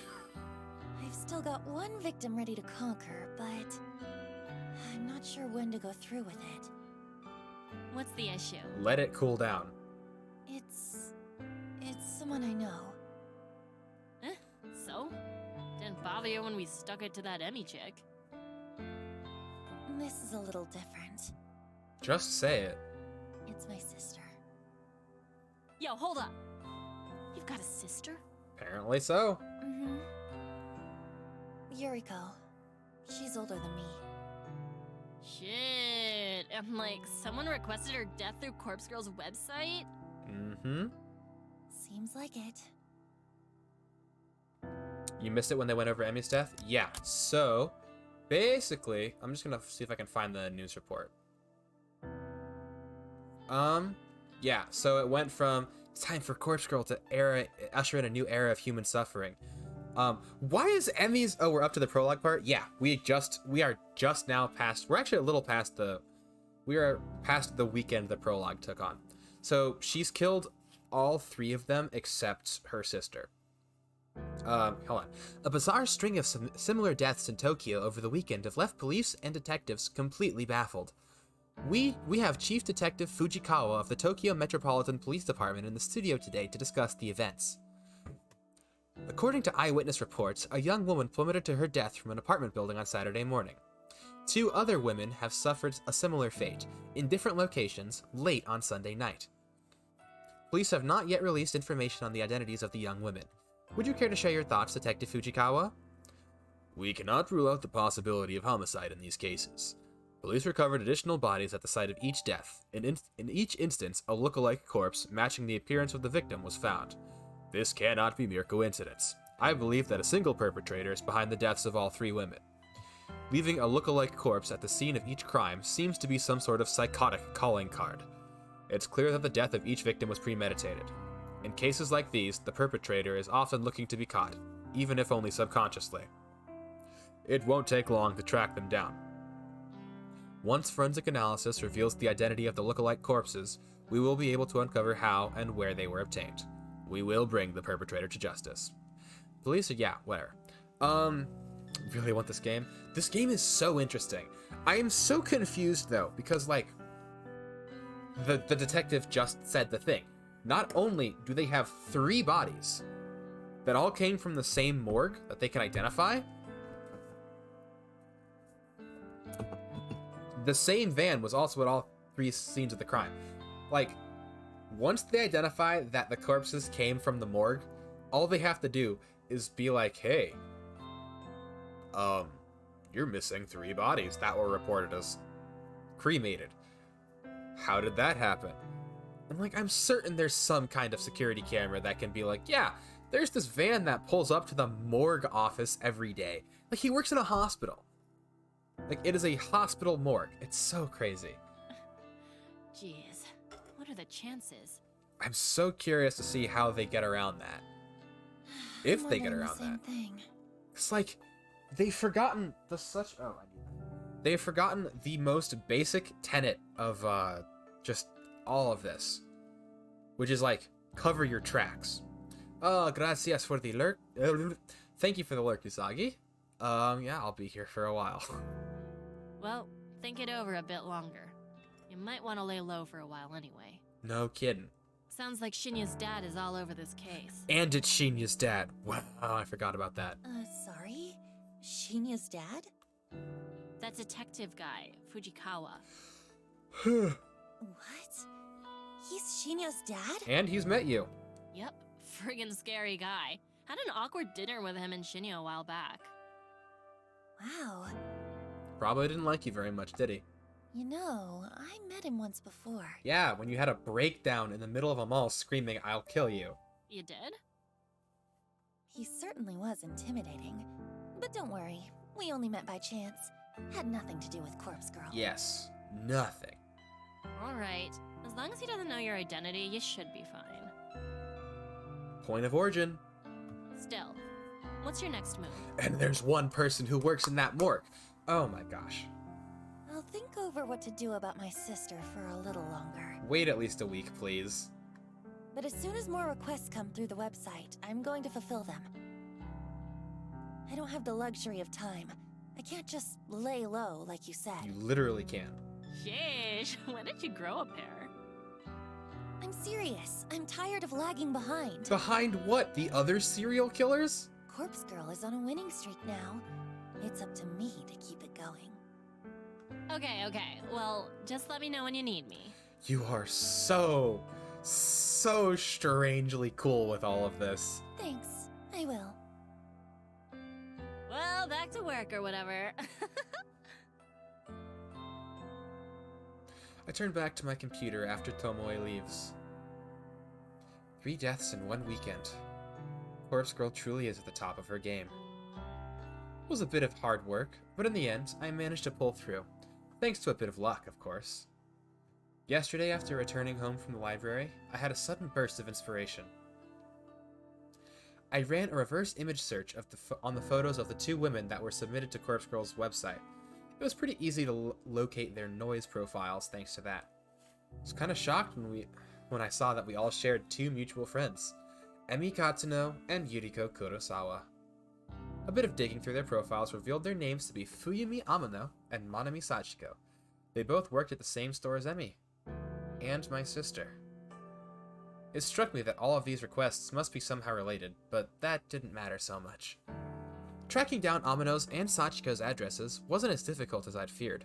I contacted Tomoe, and she told me she was familiar with the store they worked at. She volunteered to head over and see if she could access the employee records. Wow. Apparently the whole job was so easy that she managed to walk in and out in 3 minutes, so that none of the staff even batted an eyelid as she walked in, and she simply strode into the back room, rummaged through the filing cabinet, and snapped a photo of the employee contact sheet. Interesting. With that information at our disposal, nothing stood in our way of delivering lookalike corpses to their homes. A few hours shared between the morgue and the factory, and it was done. Both Amino and Sachiko killed themselves within an hour of each other. So far, the kill rate of delivering a photo and then a corpse is 100%. I can only imagine the thoughts that must go through someone's mind when they're faced with their own corpse. The looming dread, hopelessness, and fear of inevitability have proven to be so overwhelming that suicide becomes the only viable option. Because of this development, I finally ruled out the possibility of Corpse Girl's victims being murdered by some mysterious stranger. Hold on, you can't do that. Scratch game. Yeah, you can't rule that out, Noriko, my dear friend, person who I'm piloting, because the first one. I only ever invented that theory due to the strange circumstances in which Ruri Hatsuno died. After all, she was hung from a scarecrow in an uncannily similar fashion to the photo I invented for her. None of the other victims' deaths since have made me truly suspect that another party could be involved. All of them have clearly been suicides, or, in the case of Eiichi Hanada, coincidental accidents. Kotomi Ida's death was an outlier since she was likely killed out of self-defense. I'm about 90% certain that Corpse Girl's power lies in the ability to convince victims to end their own lives. There's no third-party murderer acting on her behalf. And I've begun to suspect that the power I hold is no esoteric arcane force. It's not some supernatural art, it's not witchcraft or sorcery or some holy power bestowed upon me from on high. The power Corpse Girl holds is simple determination, grit, resolve. My will to end lives is what drives me to craft convincing corpse photos and deliver lookalike cadavers. That in and of itself is enough to act as the knife twisting in a victim's side. It is enough to compel those weak of heart and weak of mind to end their lives. If that's all my power ends up being, I am happy. I am happy that I can be the instrument that delivers Corpse Girl's justice, regardless of whether it's through mundane or mysterious means. As long as victims continue to drop like flies in the wake of Corpse Girl's ascension, I will remain content. And this is only just the beginning. So, you gonna tell us why you're doing what you're doing?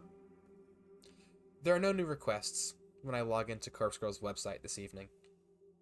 I'm strangely okay with that. There's something I want to do before more requests come through anyway. I'm gonna make some updates to the website. A few improvements that will considerably ease the workload placed upon Corpse Girl, Kojiro, and Tomoe. In the website's admin settings, I add a couple extra data fields to the front page. Instead of just asking for a phone number, a photo and a phone number, the website now requires a victim's address to be provided. This will ensure we can successfully deliver a corpse for every request. In addition, the site now asks for the victim's name. I've always been hesitant about requesting this specific detail. I never wanted to know the names of the people Corpse Girl would kill. It creates familiarity, and I always used to worry that it would prevent me from going through with a request. But more than all of that, I feared that I would delve too deep into somebody's life. I feared that I would become too attached, too entranced by standing on the outside and looking in. Knowing someone's name would have allowed me to easily find victims online and go down the rabbit hole of spying on their private lives. My voyeuristic fetishes would have defeated me. I know myself, and I know that I would have become far too interested in a person to carry out their death. It's the same reason why I never reverse image searched a victim's photo before yesterday. Now that things are escalating, now that Corpse Girl needs an address to kill, I have to get past all of that. I have to be strong for Corpse Girl. I'm somewhat relieved that the timing is suitable. After all, I haven't been as aroused as usual when stalking people online. I don't know if my libido is just low or if I have truly become uninterested in such things. Either way, I believe I'm able to cope with the burden of extra knowledge. Learning victims' names, addresses, all of that. It's going to work in Corpse Girl's favor. And I'm surely strong enough now to not give in to temptation and succumb to the scopophilia. That's a new word. Scopophilia that has plagued my existence for years. Alright, I'm gonna have to look up what that means. I'm not sure. Never heard that word before. What is scopophilia? Scopolibhila.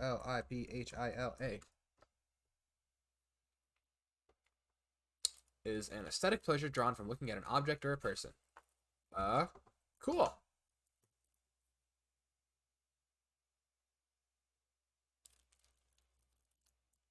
Yeah, that's interesting and mildly concerning, but I understand it enough.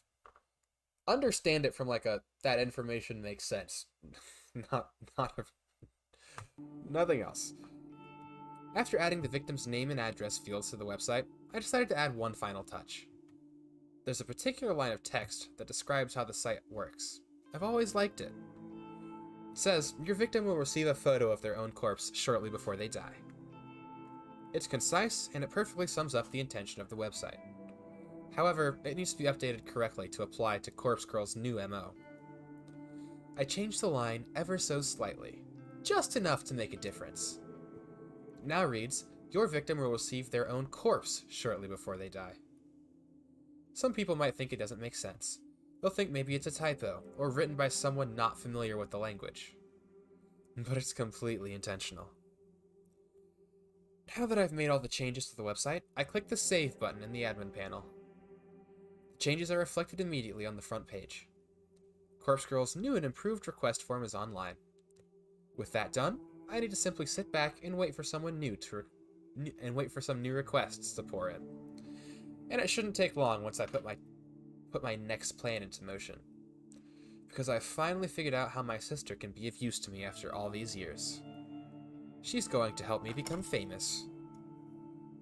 Yuriko Kurosawa's death will ensure that everybody in Japan knows the name Corpse Girl. Oh dear. Oh gosh, is she gonna kill her sister personally? For the first time in a while, my fingers scrape against the bottom of the cabinet drawer. Oh shit. Are you out of burner phones? I guess you've sent a lot. I don't know, you had a bunch before and you've only used like 5 of them. I guess that is a lot. Whatever. I fumble around and grab the last remaining burner phone in the drawer. It's a fairly modern handset from around 3 years ago. These newer models never retain their battery charge for more than a month or so when they've been inactive. Thankfully, it uses a generic charger, so I quickly plug it into the kitchen outlet and wait for it to return to life. I glance back at the open drawer. It's completely empty now. I'm going to need to restock my supply of burners if I hope to continue with Corpse Girl's work. I nervously bite my fingernails at the thought. Getting these phones isn't easy. It's free, yes, but not easy. Wait, what do you do?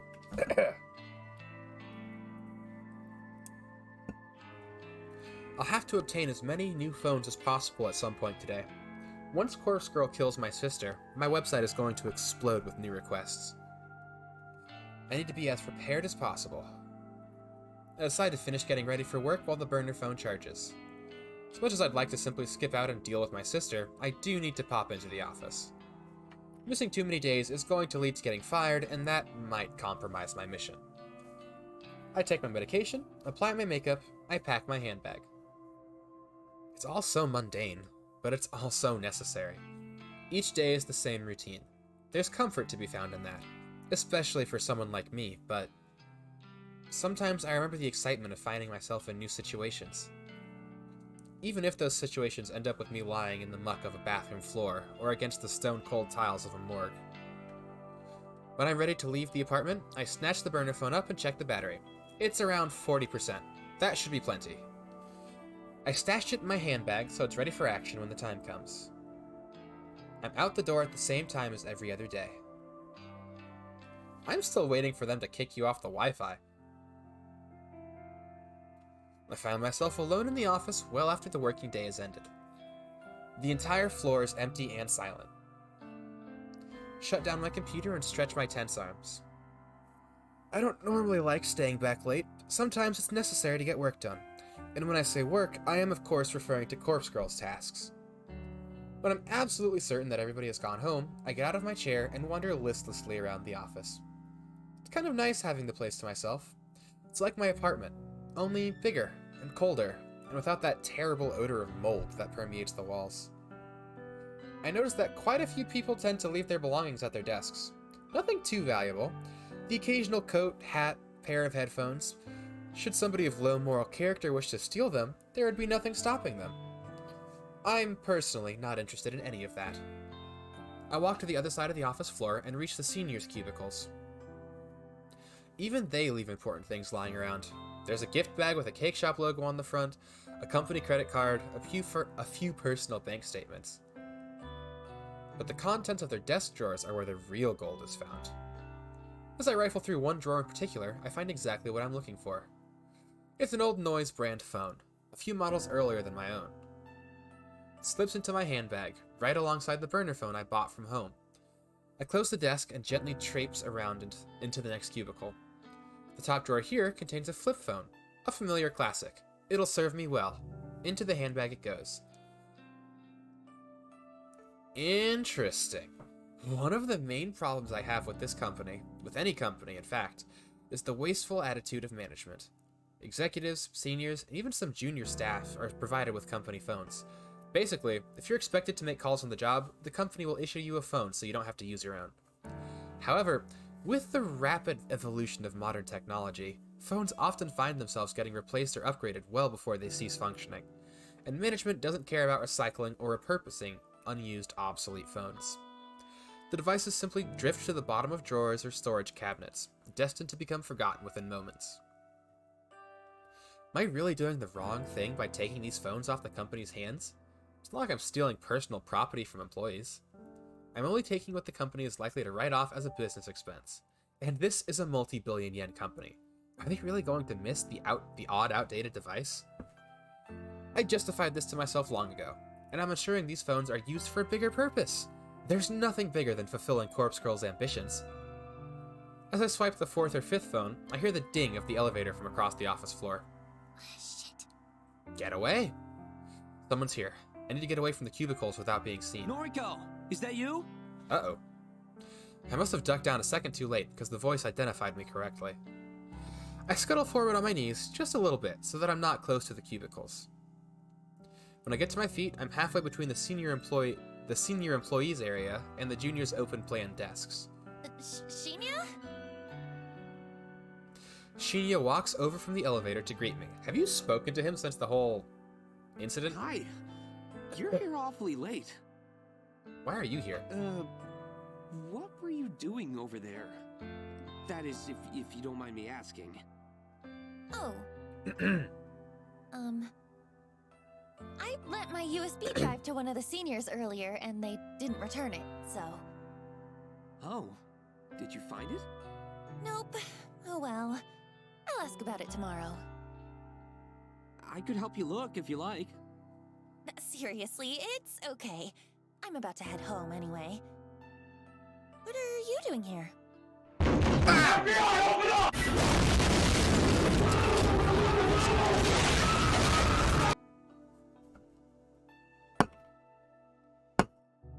You're so funny.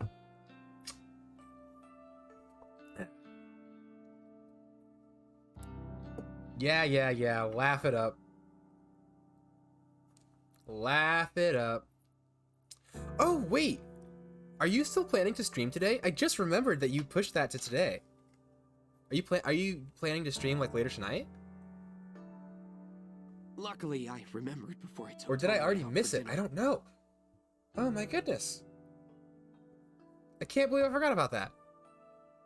I would have appeared to be quite the buffoon if I'd been unable to pay for our meal. I don't think she would have cared, buddy. Gonna stream tomorrow when you're home? Still at Kuma's house? Alright. Yeah, I suppose so. All on your timing. Hey, How are things anyway? I hope they're going well. Things with Tomoe are great. We are truly in love. Slow down, buddy. But Well, yeah. okay, not exactly what I meant, but What do you mean, not exactly what you meant? You literally asked how things were how are going. things here? I mean, what happened with Kotomi and... Oh. Ah, that whole kerfuffle. That's a word. He's dating Tomoe now? He's been dating Tomoe. Did you miss that? No, he's been dating Tomoe since, like, very early in the game. So, the reason we thought he liked us is because he was trying to get close to us to ask us to put in a good word with Tomoe. He always liked Tomoe. And then after they got together was the whole situation with his boss who was assaulting him. Can you believe Miss Ida is dead now? Yes. Is it wrong of me to say that I'm happy she's dead? I don't want to answer this question. Is that an awful thing to admit? Remember, Tomoe was mad because she thought Noriko was interested in Shinya. Yeah, that's... Ooh, that's... Wait, is that like 9 hours ago now? I don't remember how long I've... Not 9 hours. I haven't been streaming it for that long. I think we're like at 12. But yeah, that was like before so many things happened. I gently shake my head, but I don't interrupt his train of thought. It's so bizarre. Especially considering our relationship and how determined she was to end my career. It bothers me that Shinya is still referring to the conflict between himself and Kotsumi as a relationship. But it would seem that she was the only one with animosity toward me. As such, the other executives said I'm welcome to work here as long as I like. In fact, they were even generous enough to give me a small salary raise. Shinya, you poor, sweet, stupid boy. Wow! That's great, Shinya. I'm really happy for you. Should have pushed for more. Thank you. Should have pushed for more. It truly was a struggle there for a little while. You're such a doormat. I get it. It's just who you are, and we love you for it. Before my brain can even register what I'm saying, the following words tumble out of my mouth. Do you want to talk about it? Noriko, I know that I haven't been as open with you as I should have been. Maybe talking about it will help me put the whole thing behind me. Serial killers are renowned for their gentle touch and comforting bedside manner. I bite my tongue as I think of a way to back out of the situation. Oh, you know, if you're uncomfortable talking to me, maybe Tomoe can help? She's a talker, you're not. My objection is met with a smile. Looks like I'm in too deep now. Tomoe means well. She really does. Whenever I bring up the subject, she becomes visibly angry. Ah, Many a death threat against Miss Ida has been made aloud. she's already dead. I wouldn't be all too surprised if Tomoe was the one who killed her. There certainly is a motive there, after all. You're not too far off the bullseye. So you don't know who killed Kotomi? I don't even think the police know that much. Father showed me the photos of the crime scene. Why? Chances are that whoever did kill her was also killed in return. Though, as abusive as she was toward me, I never took her as the type to instigate a mass murder. She was an angry person, yes. But that seemed to stem from a lack of... Shinya, you're fulfillment. such a cinnamon That's what I roll. assume, anyway. Oh my gosh, we've taken so many archetypes to their logical extremes, and it hurts. I think that's the reason she made her advances on me. Shinya, I really am sorry. I'm so sorry that you had to go through such a traumatic experience. I thought I was going to lose everything. My job, my relationship. Miss Ida threatened to steal it all away from me, just so she could experience some form of power, some small manner of pleasure. Why do people do those things, Noriko? So they're broken. What joy is there even to be found in... It's not joy, it's simply a masking of pain. I take my time to consider my reply. I'm probably not the best person to be having this discussion with, but all things considered, it does seem to be helping him come to terms with things. Shinya, You should be able to answer this question. what you went through with Kotomi, what she did to you, that's not what it's about. She never had the right to put you through that. I hope that one day, when you're comfortable and feeling healthy, I hope that you can make some good memories with Tomoe. Yes. I hope so. Thank you, Noriko. Empathy from someone Don't without a mention heart. Well, she has a heart. It's just twisted. I don't know if my words were the right ones. What right do I have to talk about what he went through? I can only hope that I managed to bring him some sort of comfort. Well, I better grab my wallet and get going. Don't want to keep Tomoe waiting. Yeah, she might throw someone down a well. Say, would you like to join us, Noriko? This man is so desperate for positive connections. Are you hungry at all? Yes. Please, actually, wait, no, yes, Shinya, come on.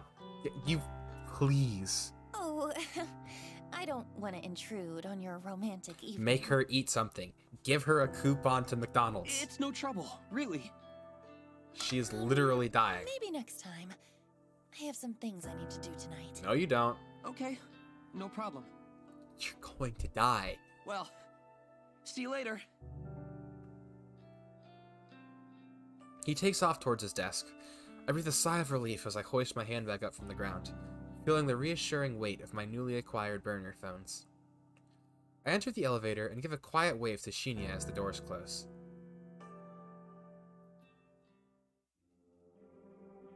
Oh gosh. Give me a call back when you leave the restaurant. You want me to drive tonight? It has to be tonight. We talked about this. Oh dear. But But Please. Kojiro is on standby as well. fine. Not like I've been dying to bring Shinya back to my place or nothing. yeah. Don't push Shinya. Let him tell you when he's ready. Yeah, I know. She's such a nice person and is now mixed up in such a not nice Look. thing. I'll probably be out of the restaurant in an hour. That cool? Sure. Ow! Elbow. Yes. Thanks. Bye! Bye. She hangs up. I'll clean that out later. I look down the street, my gaze aiming directly at the restaurant Tomoe is currently seated at with Shinya. I'll need to kill an hour around here, but what is there to do? Eat food. Not exactly keen on the idea of window shopping. I don't even want to be here, but standing in one spot as dozens of people walk by is really nerve-wracking. I could go visit Aoi at the maid cafe, but then I'd probably have to pay the table charge to enter, and it'd be weird to pay, or to be served by girls in maid costumes. Not really my thing. I think it's incredibly weird. Just in general. As I glance around, I notice a 24-hour manga cafe at the end of the street. That could actually be perfect. I could rent a quiet space for a few hundred yen to just read a book. Until it's time to go. No one there to bother me. In fact, the only person I need to speak to is the attendant at the counter. With my mind made up, I hurry along to the manga cafe. Please, get food. Eat the complimentary cheese sticks. I don't care. You're going to die. I don't know why I'm so worried about you. Be late. Come on, you're a night owl. What are you complaining about? Why does she have a lab coat now? Just making chit chat. Well, instead of talking, how about you hold that flashlight still? Do, do, do, do. I can't see what I'm doing with you waving it around. Yes, ma'am. Nearly done anyway. Here we go. This wouldn't be so difficult if she didn't have different haircuts in every single photo on her profile. I'm just going to have to estimate the length of her hair for now. The corpse on the table in front of me looks like an uncanny clone of my sister. I snip away a little more hair from her fringe and then put the scissors aside. You two must be close. What? The opposite. Makeup's done! Thanks. Looks good. What do you mean you two must be close? Tomoe beams as she puts the cap back on the lipstick in her hand. I think we're done. Why are you all wearing lab coats? Can you zip up the bag? I really need to wash my hands. Where? You got it, boss. I step away from the corpse and plunge my hand into the ice-cold bucket of water on the factory floor. I have to admit, we've become pretty good at this whole thing. In just a week or so, we've managed to refine our art and synchronize our duties. Okay, load her in the van. I'm going to send the corpse photo now. You sure about this? You think she's gonna be awake this time of night? I'm positive. This is the best time to do it. You can't leave the body there. According to her noise feed, Yuriko Kurosawa is currently attending a massive party. I'm sure the venue will be packed to the brim with her scumbag friends. She's been posting about it for days. It wasn't hard for me to find out all the information I needed, since whoever organized the party posted it as a public event. Yuriko was about to receive a photo of her own corpse. And, in less than an hour's time, she's going to receive her carbon copy corpse in a body bag, in front of at least 100 people. This is such a bad idea. The mass panic that will break out is sure to be hilarious. I don't want to miss it, and I don't want to miss my sister's final moments. This is such a bad idea. This is such a stupid idea. This is such a bad idea, because, let me tell you why it's a bad idea. Her sister is going to be surrounded by hundreds of people, or just dozens of people at the very least, who are all going to be like, no, don't kill yourself, also run, because there's just a body. Oh, gosh. Maybe she'll kill herself in front of her closest friends. Or maybe the terror will slowly eat away at her, and she'll go home first, before deciding she just can't take it anymore. I'm happy with either result. She's finally going to get what she deserves. I hate her so much. She's a low-life degenerate, a delinquent, the utter scum of the earth. And she never calls me. I doubt she remembers I even exist. Ready to go? Wondering which of those things is the thing that bothers you more, corpse girl. I snap out of my thoughts and look at the phone that I've been subconsciously holding in my feeble grip. Please eat food. It's the burner I picked up from home earlier this morning. Yuriko's corpse photo is glowing on the screen, ready to be launched into the network. I hit send. Okay. Kojiro nods and hauls the zipped-up body bag onto his shoulder. Wow. The weight of the cadaver inside causes him to stumble a bit, but he regains his balance and shuffles towards the factory entrance. I examine the bag as Kojiro carries it. It's the same white HRP that we picked up from the morgue, but I've made a rather nice adjustment to it. Big, bold letters are scrawled along the sides in purple and black permanent marker. It says, "With love from Corpse Girl." Underneath the massive letters, in smaller script, is Corpse Girl's website address. A scribble of a cute anime girl decorates the other side of the bag. The very same character that dances animatedly on Corpse Girl's website. She included tags. She put her links on the bag. That's... Tomoe told me this was a bold move. Kojiro didn't seem to care. Yuriko Kurosawa is about to be publicly executed. Tonight is the night that Corpse Girl becomes known to the world. This is such a bad idea. This is the quietest house party I've ever witnessed. I only managed to catch a glimpse of it before Kojiro shields my eyes with his ice-cold hand. I don't object to him censoring my vision, but the smell of blood causes me to slump against my What? The vision of the house party from hell is still vividly behind- What? It's not like I've been to many house parties in my life. In fact, when I really think about it, I don't think I've ever been to a single one before this moment. But I've seen them on television. I've seen them on movies. They're always loud, music blasting, people dancing, drinking, making out. The scene I witnessed doesn't look like any of that. What happened? I'm pretty sure the trails of blood are on the guest list. This party is weird. The walls are slashed, there's broken glass everywhere, specks of blood are dotted across the furniture. Someone in the next room is sobbing quietly. Someone above, perhaps inside the ceiling, is groaning. Kojiro is sitting next to me now. I can imagine a bored expression hovering over his features. He still has his hand over my eyes. He taps the fingers of his other hand against the body bag beside him. His digits drum out a rhythmic beat upon Yuriko Kurosawa's clone, still zipped up and sealed inside her temporary coffin. I think Tomoe is still in the van. She said something about not wanting to get messed up. I never planned on entering this party, but Kojiro dragged the body inside, then returned shortly after and told me I should come take a look. So, here I am. Here I am, blinded by Kojiro's misguided attempt to protect me from the carnage I willingly unleashed. Did her sister do that? I asked him if he killed all the people in here. He said no. I suppose I believe him. I managed to squint through a gap in his fingers, momentarily. The blurred shapes of 4 or 5 bodies are on the floor above us. There's a stray arm lying limply on a chair that's currently unaccounted for. Kojiro presses down firmly against my face, and my vision darkens once more. I hear his voice and imagine his calm demeanor in my mind. Thoughts? Why is he blocking her? Don't know. Oh, because she's probably shaken. I haven't managed to sort out my head just yet. Your sister's over there. Did she do it? Well, a corpse that looks like her, at any rate.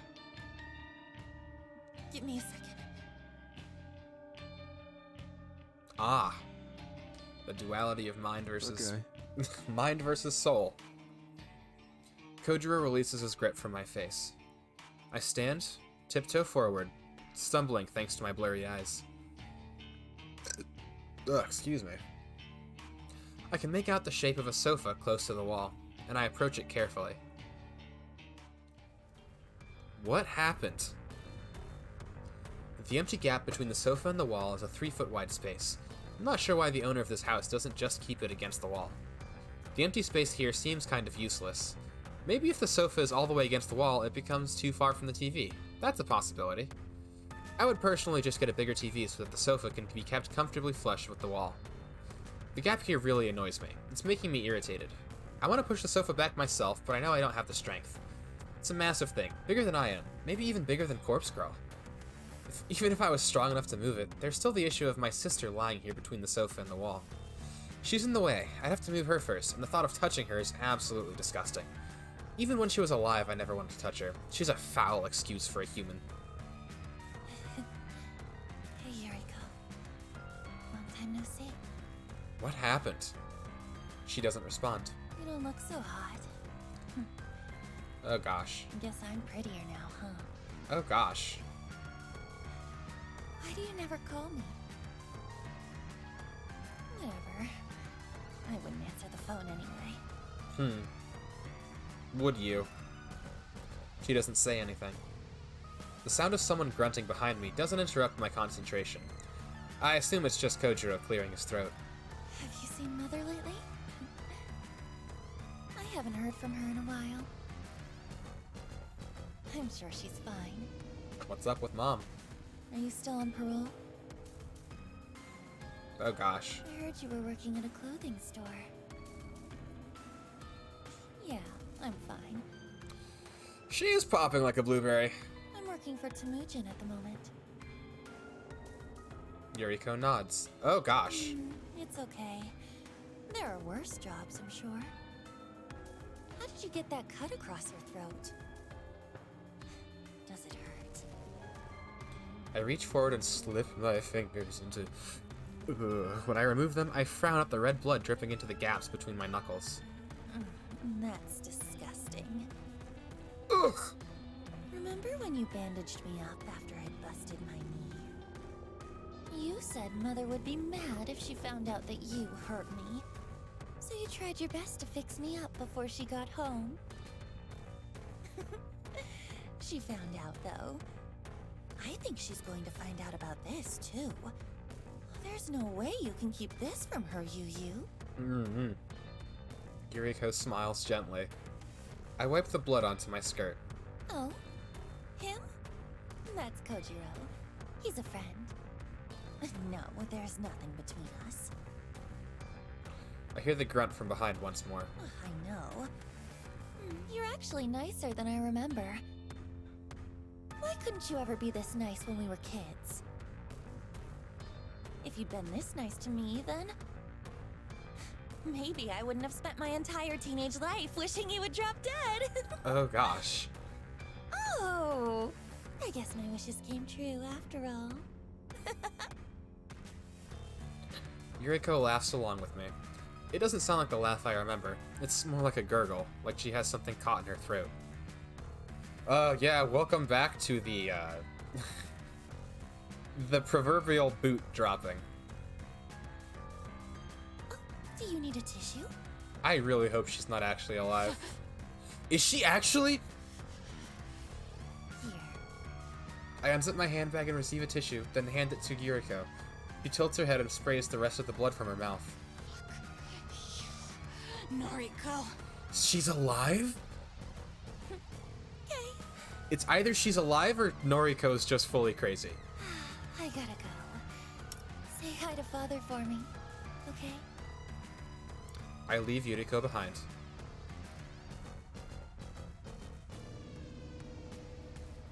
After making my way out of the cursed house, I find Kojiro waiting by the van.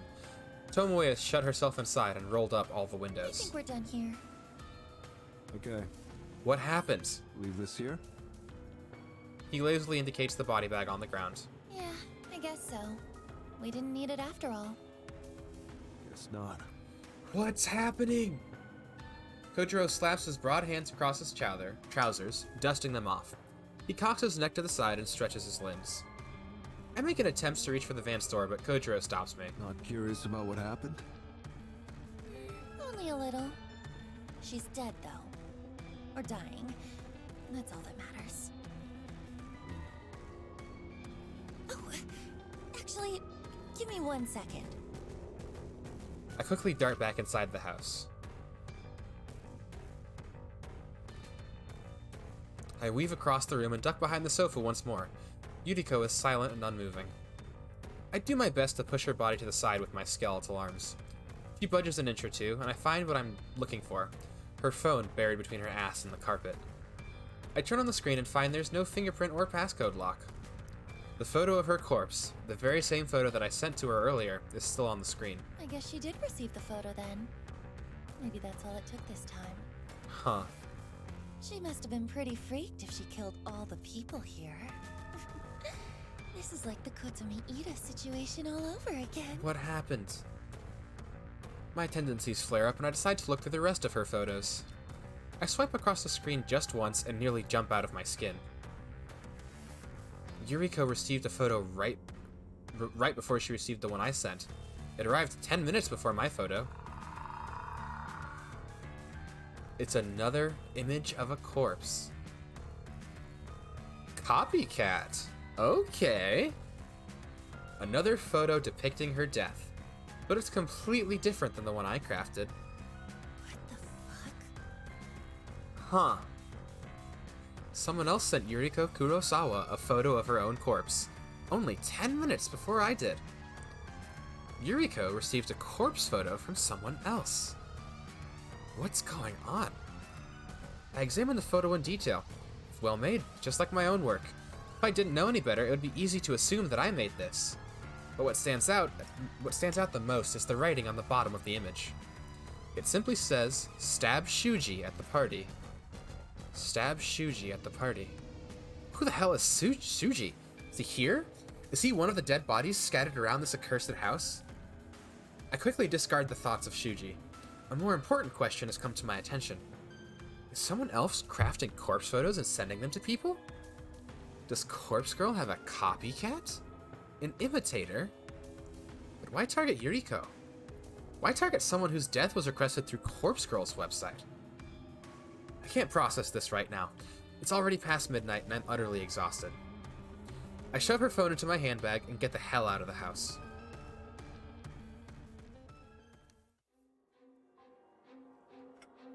Wednesday morning, June 17th.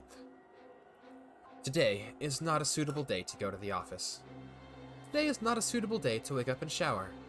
Today is not a suitable day to force those tiny pills down my throat. Today is a day to lay in bed and rest my face on the pillow caked with yesterday's makeup. I don't know what time it is. I don't really care. My phone has buzzed several times, but I simply don't have the energy to reach over and look at it. I want to just stay here and be warm and comfortable and not think about anything. I don't want to think about that house party last night, but I keep thinking about it. I don't want to think about finding Yuriko's body in that irritating, useless space between sofa and the wall. I don't want to think about my sister's final words to me, those bitter syllables that she used all of her remaining strength to force between her blood-soaked lips. I don't want to think about the fact that I'd probably have said the same thing to her if I was in that position. I don't want to think about the possibility that someone else was responsible for her death. It was supposed to be Corpse Girl. Me! Me! Me! Me! I was supposed to be responsible for my sister's death. Somebody else caused her death. How dare they steal that from me? How dare they? A copycat. A nobody. The more that I think about it, the more I find myself thinking about it. Think. Why would somebody copy Corpse Girl's methods? How would somebody copy Corpse Girl's methods? Corpse Girl is mine. Mine? Corpse Girl belongs to me. I'm not infamous enough yet to have an imposter. Surely I'd be kidding myself with illusions of grandeur to think that I'd earned an imitator. But the fact remains that someone sent Yuriko a corpse photo. A corpse photo that was meticulously edited and just as convincing as anything I could make. And those instructions. Stab Shuji at the party. Stab Shuji. Did Yuriko do it? Did she pull a knife and slit Shuji's throat? What about the other people lying cold on the floor? Did she kill them as well? Did Yuriko imitate Kotami Ida's final moments and cut down a swath of people, all in an effort to save her own life? And then, who turned the knife on Yuriko? Someone acting in self-defense? Did she kill them too? There are too many questions and not nearly enough answers to satisfy my hungry mind. In an effort to find a silver lining in the whole situation, I think about how Kojiro left the body bag at the party. Hopefully the police will discover the corpse and link Corpse Girl to the murder scene. Her name and website are written all over the HRP after all. Everything might work out. As long as Corpse Girl claims credit for the deaths, my popularity still has a chance of skyrocketing. My website will be inundated with new requests. Requests from people begging for me or Corpse Girl to kill on her behalf.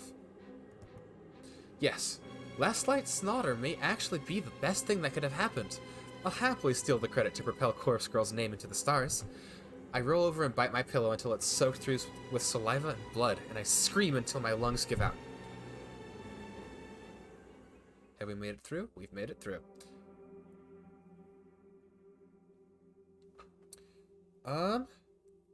We'll go until 9. I want to get through this little bit. The house party from hell is all over the news. It's being live streamed. It's all over noise. It's all anyone is talking about. I didn't expect anything less. A dozen or so people dead, a corpse in a body bag, a cryptic message, with love from Corpse Girl. The police are trying desperately to put all the pieces together. That detective, Shinya's father, has his face plastered over every news outlet. He says the whole event is linked to the previous string of murders, the one with corpses decorated to look like victims. Of course it's linked, you utter dipshit. Calm down. It's all Corpse Girl's doing. It says so on the fucking body bag. Except, this wasn't Corpse Girl's doing. But the more I lie to myself, the better I feel. I'm the only one who knows that a copycat was responsible for the deaths. I'm the only one who has seen the photo with the instructions to kill Shuji. I've still got Yuriko's phone, that all-important piece of evidence that will surely serve me better than the police. According to various threads on Noise Channel, the police tried to redact the image of the body bag with Corpse Girl's website on it. But once something is on the internet, it's pretty much impossible to remove. The fact that the police wanted it deleted only served to increase the speed at which the image spread. 1,000 posts around the web are all asking the same thing. Who is Corpse Girl? Apparently, a lot of people are too scared to visit the website. They fear it might incriminate them, like the police are ready to knock down the door of anyone who visits the site. Yeah, right. But that reluctance, that hesitance, hasn't conquered the hearts of the truly curious. Corpse Girl's website has received over 1,000 visitors today. The overwhelming majority of IP addresses accessing the site are based in Tokyo, even though the murders are known all over Japan. The news outlets in Tokyo are really having a field day with it. I expected most of the web traffic to be local, but it's still nice to see some visitors from elsewhere. Osaka, Kyoto, Sapporo, Fukuoka. Hell, there are even 2 hits from the USA. Jeepers. Corpse Girl is finally becoming well known. However, Despite the influx of web traffic, not a single request has been made. I pout in annoyance as I stare at my laptop screen. The request inbox shows no unread messages. It's almost too difficult to believe. That is true. I wonder if the changes I made to the site's front page have deterred people from using it. I'm asking for a lot more information now. A victim's name and address are necessary to submit a request. I'm about to shut down my laptop in annoyance when a little detail grabs my attention.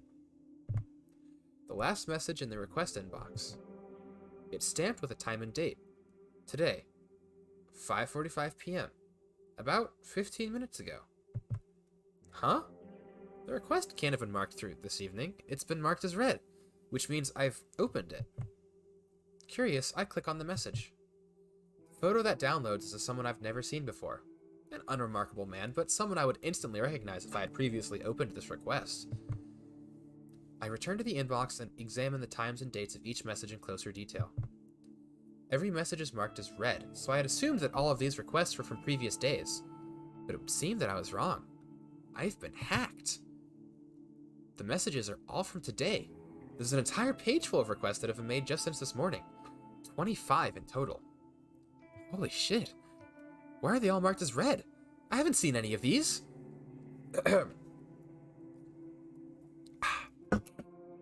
I madly open all of them. The photos of victims quickly download in succession, and I skim through them. Not a single familiar face. What's going on? As I'm making my way through each message, a brand new request pops up at the top of the screen. I'm about to click on it when it suddenly turns gray. The tiny little closed envelope icon next to the message transforms into an open envelope right before my eyes. I'm struck with a single, terrifying thought. Somebody is reading these requests before me. Somebody, somehow, has gained access to Corpse Girl's request inbox, and they're reading every single new request before I do. Somebody else has access to them. I can't believe it. I'm so shocked that I don't know what to do. Change your password? I stare blankly at the screen, my mouth hanging open in disbelief. Has somebody hacked into my site? In a desperate bid to regain my composure and a measure of control, I hunch over the laptop and begin tapping at the keyboard. I access the site's security settings in order to check the most recent visitors. All of the traffic is only accessing the front page of the website, as it should be, but one other user has access to the site's admin panel directly? The security settings show that 2 people are currently logged into the admin panel, myself and some stranger. I look up the IP address of the visitor and find that it's based in Tokyo. Perhaps someone who saw the reports about the website, or about Corpse Girl, decided to try hacking in. I cannot abide a blasphemous transgression like this. How dare they set foot upon my holy soil? I'm burning with rage as I click into the site's advanced security settings. I'll change my password.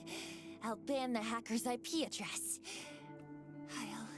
Poop, you have been denied access. I'll kill them! Oh, never mind, you're just crazy. I'll kill them for defiling Corpse Girl's website! It's probably Aoi. That's my active theory, it's probably her. Oh my gosh, the password is probably her name. I look down. Yeah, so? Can't you track them down? Don't you have, like, connections? No. Me? He doesn't know people. Already hooked you up with cadavers. Don't know what else you want. I want you to find this hacker and let me strangle them to death! Oh, is that all? Jeez. I'm no computer genius. You know who probably is? Aoi. Take it to the police. Bad idea. You've gotta be kidding me. Of course. So what am I supposed to do? Save the IP address and change your password? Find someone else. Hangs up? Besides, you still owe me. Oh yeah, you haven't gotten them bodies. Excuse me? What exactly do I owe you? Bodies. My share of the corpses. Remember our deal? It's take with you. We're supposed to share. Come on, what do you need me for? You're capable of getting the cadavers yourself now that you know how. That's a good point. You specifically told her not to put her nose into things. Just ask Tomoe to drive for you. Can I store them at the factory? store them? For how long? Don't know. Weeks? Ugh. They'll rot. That's why I won't take them home. It'll stink up the whole place. We had a deal. I mean, you do have to honor your deal. Fine. Store them at the factory. I don't care. It's also his factory. What do you want them for anyway? You're not supposed to ask. Tut tut tut. Not allowed to ask. I don't want to find out. Good luck with your hacker. Gotta go. Right. Thanks for nothing. Dang, is this how you treat all your friends, Noriko? All good in the hood? Of course not. Sure, whatever. I'm not in the mood for Tomoe right now. I just want to get back to work, get the day over with, and go home. Come on, cheer the fuck up. There's gotta be someone who can find that hacker. Well, I don't know anyone. Yeah, me neither. How many requests did you say there were? Dozens. 70 when I looked this morning. Jeez, mercy. 70? Jeez. Maybe you should let the hacker do it for you. How am I gonna deliver that many, you know what? Keep your voice down. Don't talk about this here. I said, you know what? I didn't say nothing incriminating. And now that you said the word incriminating, I don't know, okay? Is that what you want to hear? No need to snap at me. I mean, you know she's like this. Just shut up for a minute, will you? I can't think when you're around. Noriko, be nice. Wow, sorry. That's your getaway driver. Fucking skank. Tomoe's words hang in the air long after she's gone. It doesn't take a genius to figure out that her use of the word skank wasn't affectionate like usual. I curse under my breath and return to my desk. I feel like I'm drowning under stress at the moment. Everything is piling up on me, forcing me down, pushing my head underwater, and taking away my will to even fight back. 70 odd requests to work through, a hacker with access to my website. Even if I've managed to block them temporarily, I'm sure they'll return. And then there's the copycat responsible for my sister's death. It's all becoming too much. I don't feel like I'm in control anymore. I don't feel like stoic, unflinching Noriko. I don't even feel like Corpse Girl. Or defiled Corpse Girl with hackers prodding her and copycats mocking her. If I don't feel like Noriko, and I don't feel like Corpse Girl, then just who am I? It's actually a very good point to end on. June 19th, Friday night. Thank you for meeting me after work. I hope you don't mind eating at this restaurant. We'll go to 3 hours. We'll go to 3 hours because it's ours. Of course, it's no trouble. 30-minute extension. That's all I can give you. It's nice to see you. I feel like we only ever talk on the phone these days. Last time we are aware that you met, you had a very bad fight. Yeah. Is something troubling you? You're so terrifying. I'm not really sure why I asked Aoi to meet me. Part of me wants someone to talk to. I want to vent and unleash my frustrations. But another, deeper part of me wants to just throw everything away and hold her in my arms and let her tell me that everything will be okay. Noriko, you've got a weird look on your face. Uh-oh. Sorry. You can talk to me. Can she? I'm kind of swamped at the moment. Do you ever get that feeling that you're drowning underneath the weight of everything? That no matter what you do, you'll never escape your situation? Yes, I think she does. What am I saying? Of course you get it. You've been through so much shit. Noriko, we've both been through a lot. School wasn't easy. I know Oh, you better than dang it. anyone. I know everything about you. That's such a red flag That's sentence. true. It comforts me when I remember just how close Aoi and I used to be. But times have changed. I've changed. I might as well be a completely different person these days. There are things about me that Aoi doesn't know. Things that make up who I am, who Corpse Girl is. I guess I'm just overwhelmed. Maybe I need a vacation. A vacation, huh? That does sound nice. Vacation in the Japanese work economy? Okay. Dream vacation destination. Just such a beautiful ray of sunshine.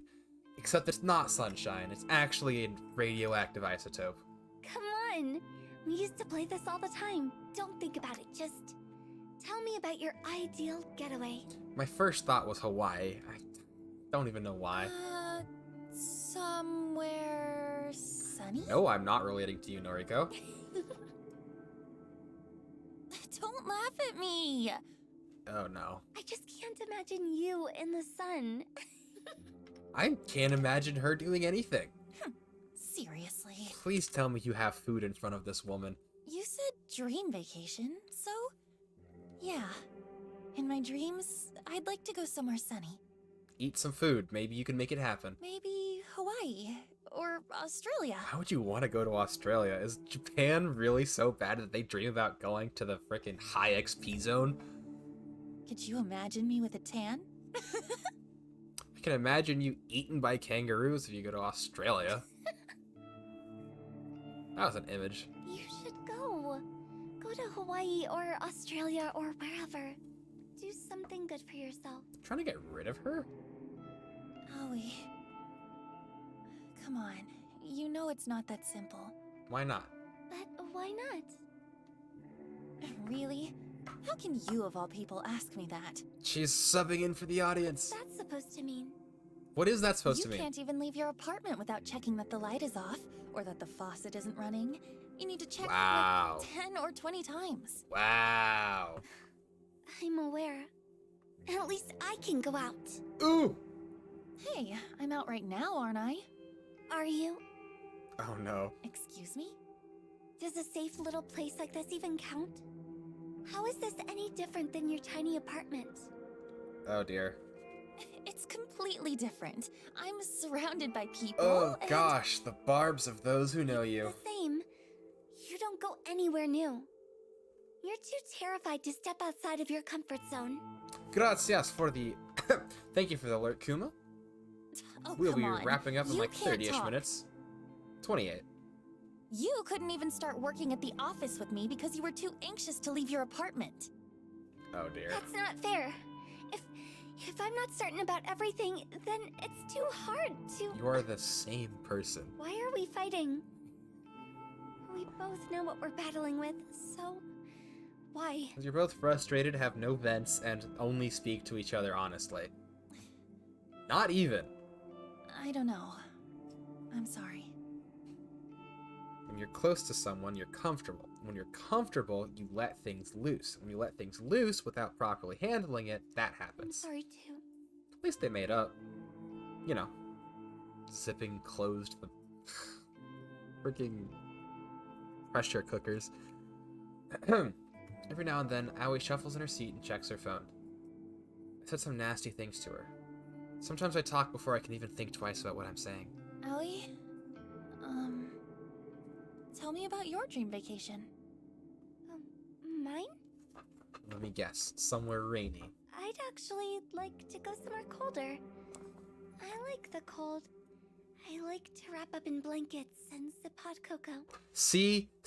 Kuma Usagi, take notes. She's right. Maybe a winter getaway to Switzerland or Norway. What's in Switzerland or Norway? That doesn't sound half bad. There's something nice about snuggling up in the cold. Precisely. Right? I'm glad you agree. You think we'll ever get away? You have the option. I am certain we will. You have the power. Maybe we could go somewhere together. Unlikely. Maybe. By the way, I wanted to tell you that I'll be leaving the maid cafe soon. Oh, really?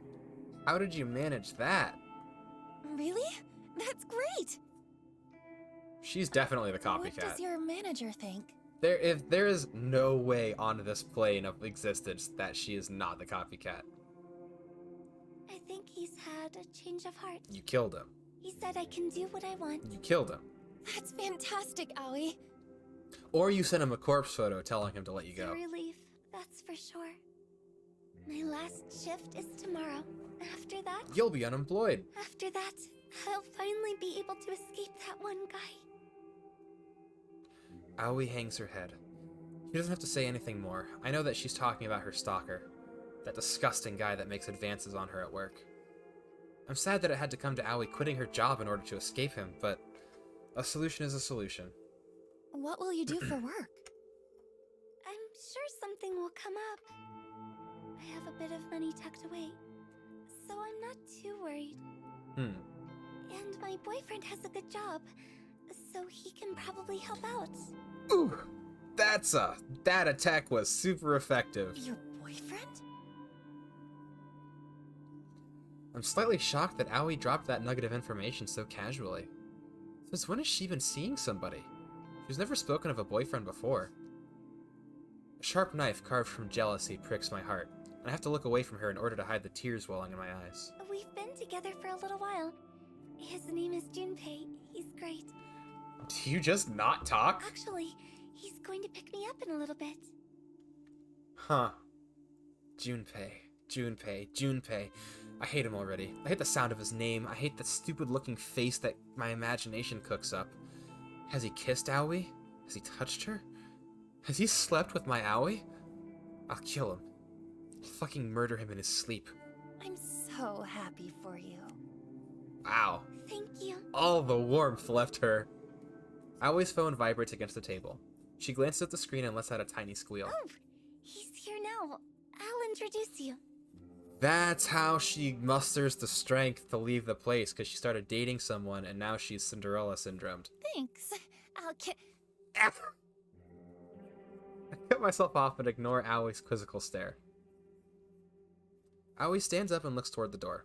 If he doesn't look like the most just... Well, I'm gonna hold on. I want to see if I'm right. She claps her hands in excitement and waves at a broad, bumbling man staggering toward our table. Hey, babe.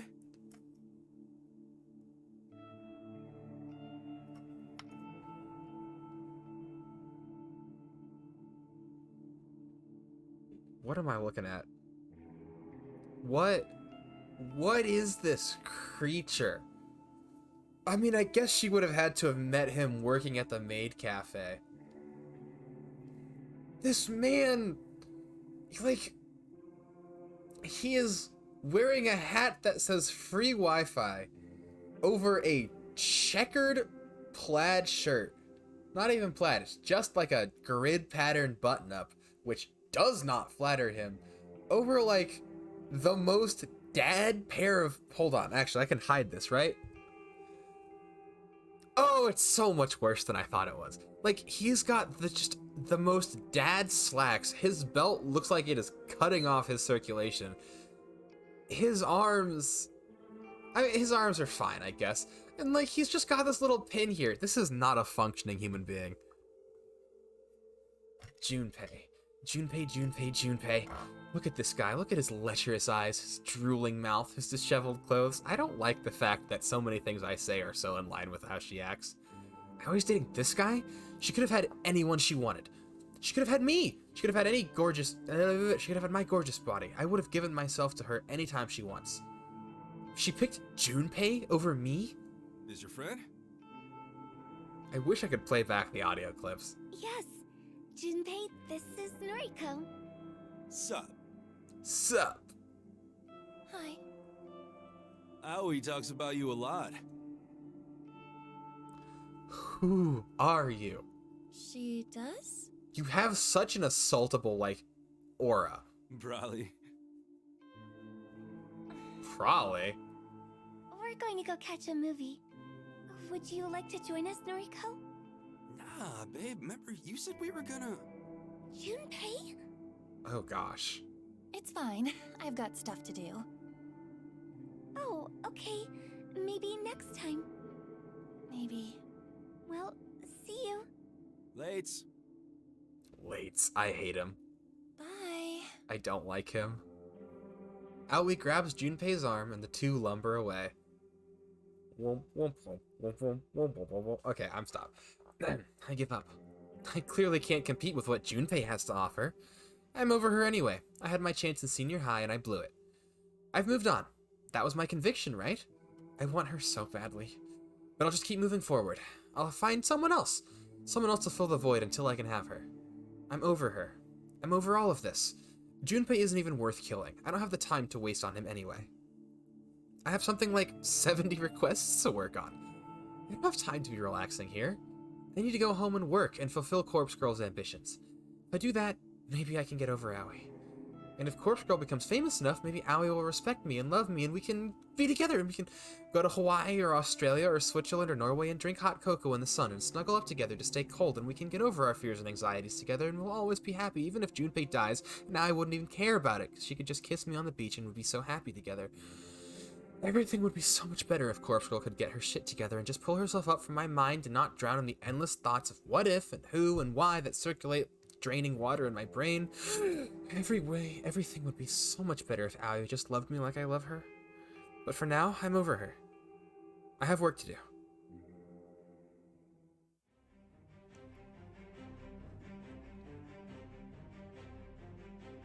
Oh dear. Every corpse blurs into the next. They all look the same to me now. Each cause of death is just an insignificant fact. Just a bullet point, a tiny detail to be incorporated into a photo. I've lost track of how many photos I've created tonight. 20? 30? But the requests keep coming in. I thought there were 70, but there are so much more now. 200, 300? I can't waste my time counting them. This one is going to die from a baseball bat to the face. This one's going to drown. This cute guy is going to sever his own head, and this pretty girl will electrocute herself. They're all going to leave beautiful corpses. Beautiful corpses and beautiful photos. We'll have fun collecting corpses that look like these victims. Me, and Tomoe, and Kojiro will apply makeup to each corpse, and we'll dress them up, and we'll zip them up into cute little body bags, and put a nice little ribbon on top and deliver them to our victims. And each one will die, in turn, and leave behind a beautiful corpse. Beautiful corpses all over Tokyo. Beautiful, beautiful, beautiful. Beautiful just like me, so slim and skeletal and perfect, so real. Each corpse will look just a little bit like me. Gorgeous. Kojiro called me gorgeous once. Aoi has never called me gorgeous. I don't have enough burner phones to send out all these photos. I'll have to use each phone multiple times. Maybe I can send 10 photos from a phone before I dump it. That's a good idea. It will reduce the amount of work. We also won't have enough room in the van to collect so many corpses from the morgue. We'll have to make a few trips, back and forth from the morgue to the factory to the morgue. I wonder how many bodies we can fit inside each at once. 5? 10? 15? If we stack them all on top of each other, I wonder if we could squeeze in between them instead of sitting in the passenger seat. I'm pretty small. I'm pretty skinny. I could probably zip myself up in a body bag and hide amongst the cadavers and pop out and scare Kojiro when he opens the van to unload them. Something I love... Oh, thank you very much, Usagi. I'm very glad that the effect is working.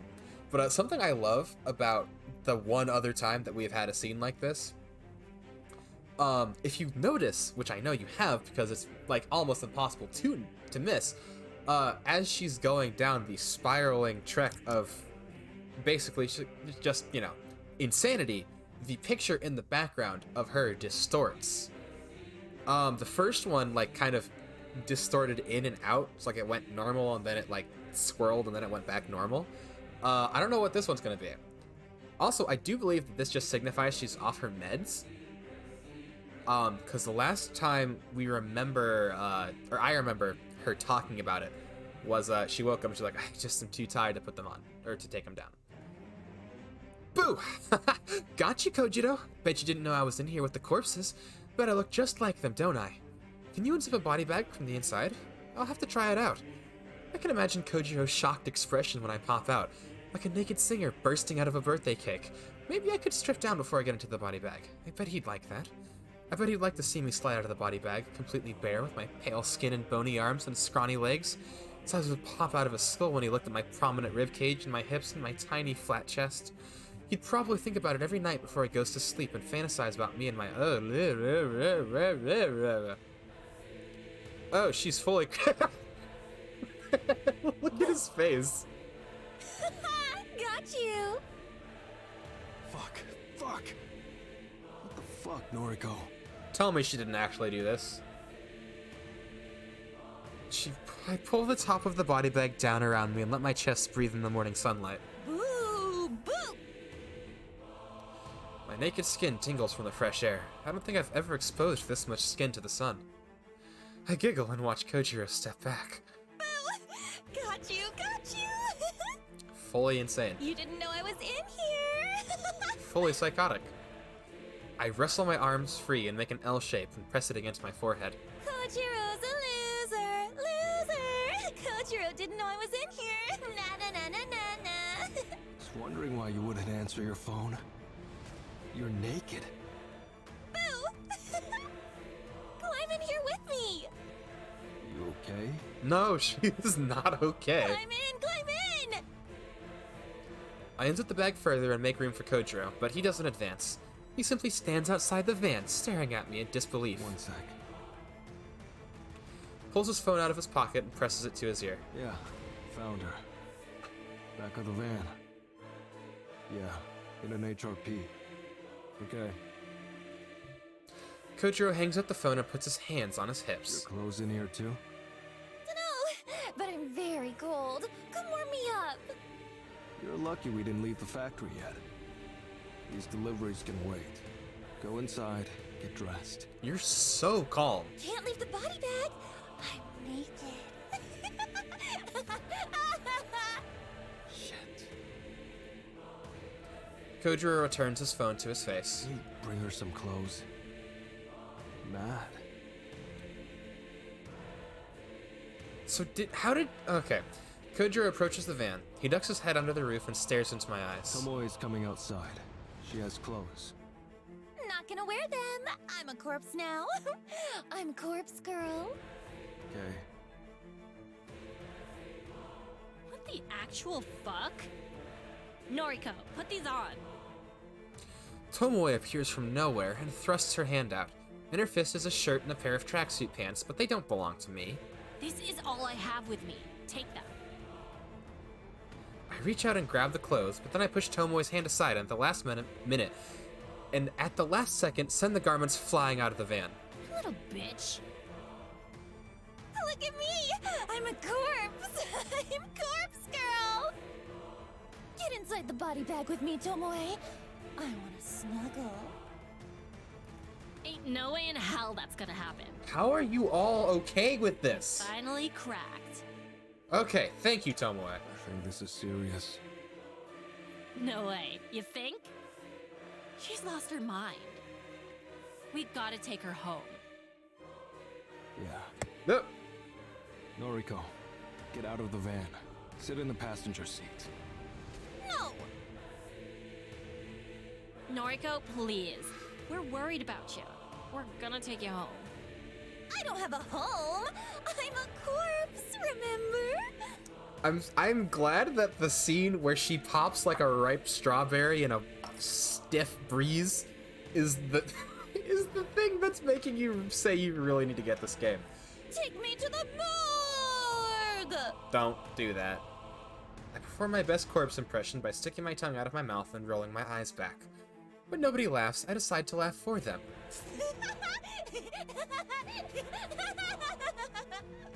Right. You have been saying that all stream, that's fair. Enough.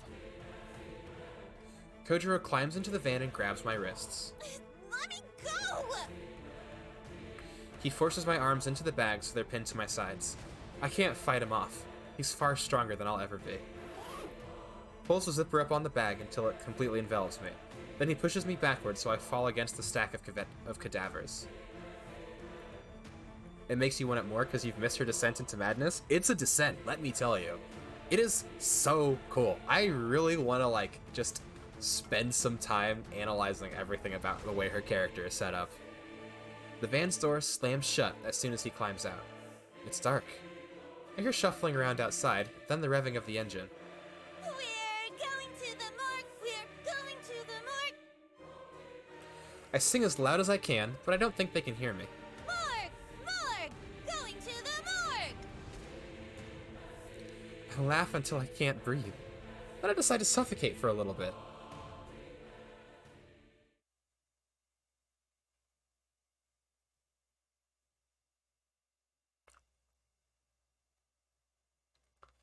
Act 1 clear. This was all Act 1.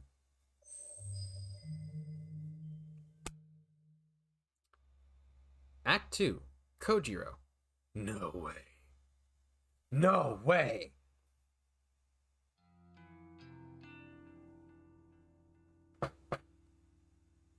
No way!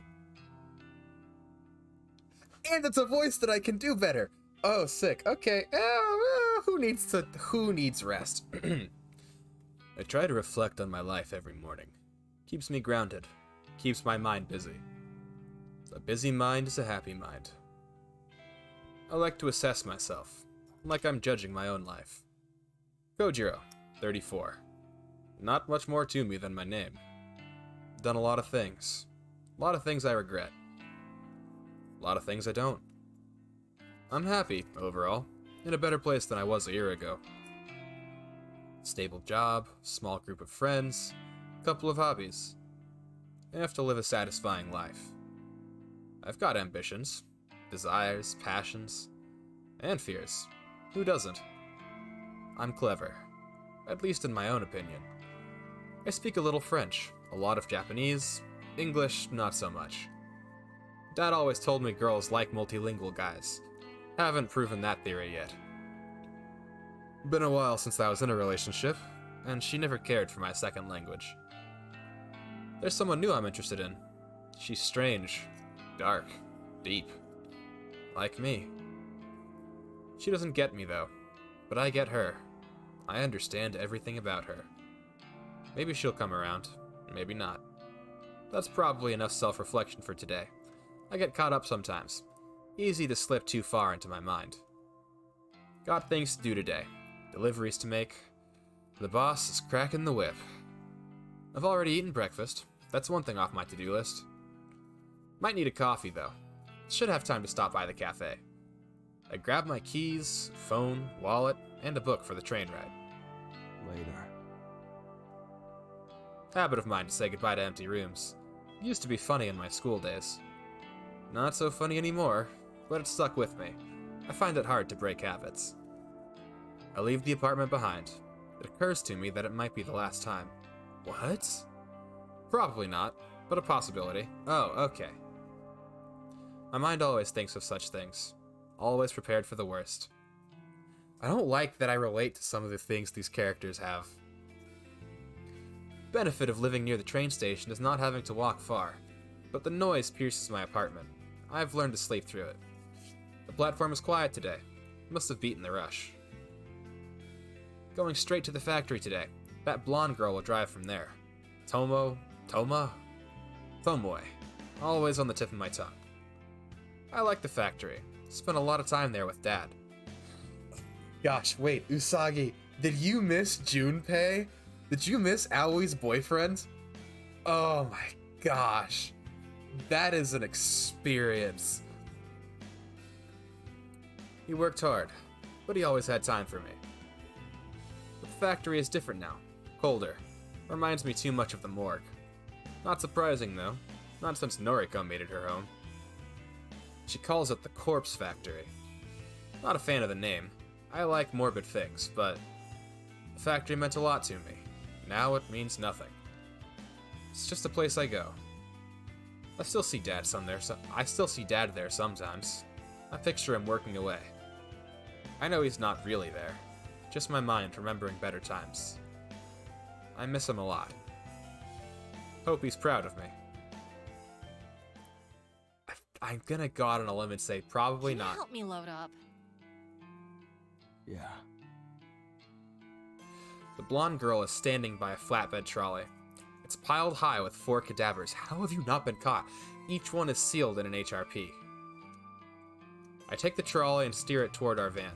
The back door is already open. Quick peek inside reveals Noriko is not hiding within. Okay. I hoist the first cadaver off the trolley and load it in the van. The second one follows, then the third. Into the van. I wipe a trickle of sweat from my brow. Hot today. Should take off my coat. Maybe later. One more cadaver on the trolley. Into the van it goes. You're pretty quick at this. Yeah. Been doing it for a while. I gotta ask, why are you still helping her? Loyalty? Yeah, right. Why are you? She means a lot to me. Even if I don't mean much to her.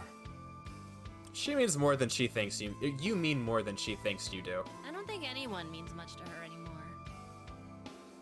Might be right. You both mean much more to her than she thinks you do?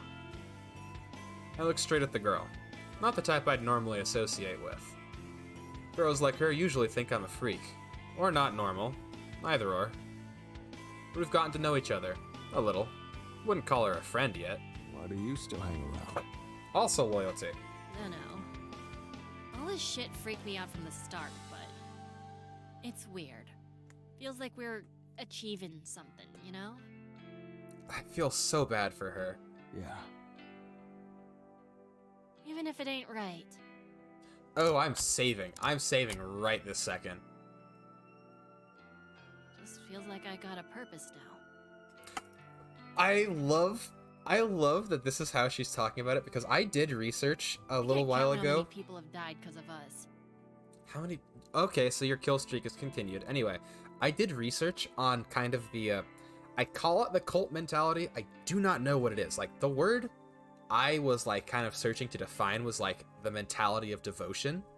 Like, how people get, like, really bought into things. Oh my gosh, it's so cool. And, like, basically it's kind of the sense of purpose thing, whatever. The last month has been wild. No kidding. But I don't even lose sleep over it anymore. Did you? Neither. Never did. I know you didn't. Figures. I'm probably gonna go to hell. And you're just cool with that. Hell. You know, for all the bad shit I've been doing. Even if I'm not actually killing people, I'm still enabling it. Don't you ever think we're gonna go to hell? Don't believe in the place. I believe that. I never used to, but just been thinking lately, that's all. Please, keep thinking and then go find a church. You need some Jesus. Between this and working at the office part-time, Haven't had time to stop. I can send some decent cash to my kid brother and sister, you know? Oh, are they taking cash requests now? But Noriko's paying us anyway. Ah, yeah. You're getting paid. Ha ha. Oh shit, you're not? Ha ha ha. Joking. I'm getting paid. Whew. That would have been awkward. The girl yawns and shuffles on the spot. She looks back at the factory. The roller door at the loading dock is wide open. Bring the trolley? Okay. She walks away. I grab the trolley and wheel it back to the loading dock. I abandon the trolley and step inside the factory. Inside is a lot of bodies. Here? The outline of a sleeping body in the corner begins to stir. I make my way to the futon lying on the cold concrete floor. It's a worn-out thing. Frayed fabric, torn edges. Lying on top of it, covered by a thin blanket, is the girl of my dreams. Huh? What time is it? Time to get up. Come on. Got work to do. How many deliveries today? 4? Ask the other girl. I'm just the muscle. I reach my hand out to her, same way I do every morning. She never takes it. Instead, she slowly climbs to her feet without assistance. She's still wearing yesterday's clothes, yesterday's makeup, yesterday's sweat. She's gorgeous. When are you going back home? Never. This is my home now. You need a shower. I'll pretend I didn't hear that. But you probably do. My place smells terrible. Like rotten flesh. It's because you're dying. I can't get the odor out. It's been getting worse since I first moved in there. Hold on, I'm curious enough to just hit a quick pause again. I want to know if a side effect of starvation is your sense of smell.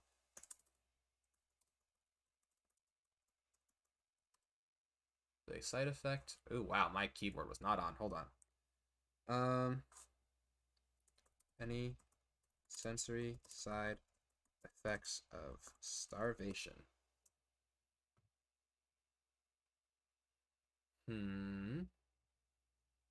Is starvation healthy for the brain?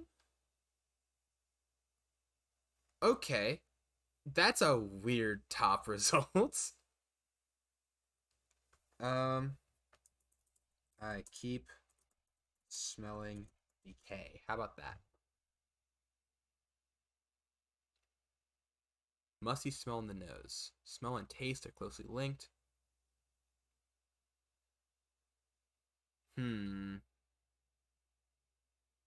Interesting. Her teeth might be decaying. I don't know why they would be.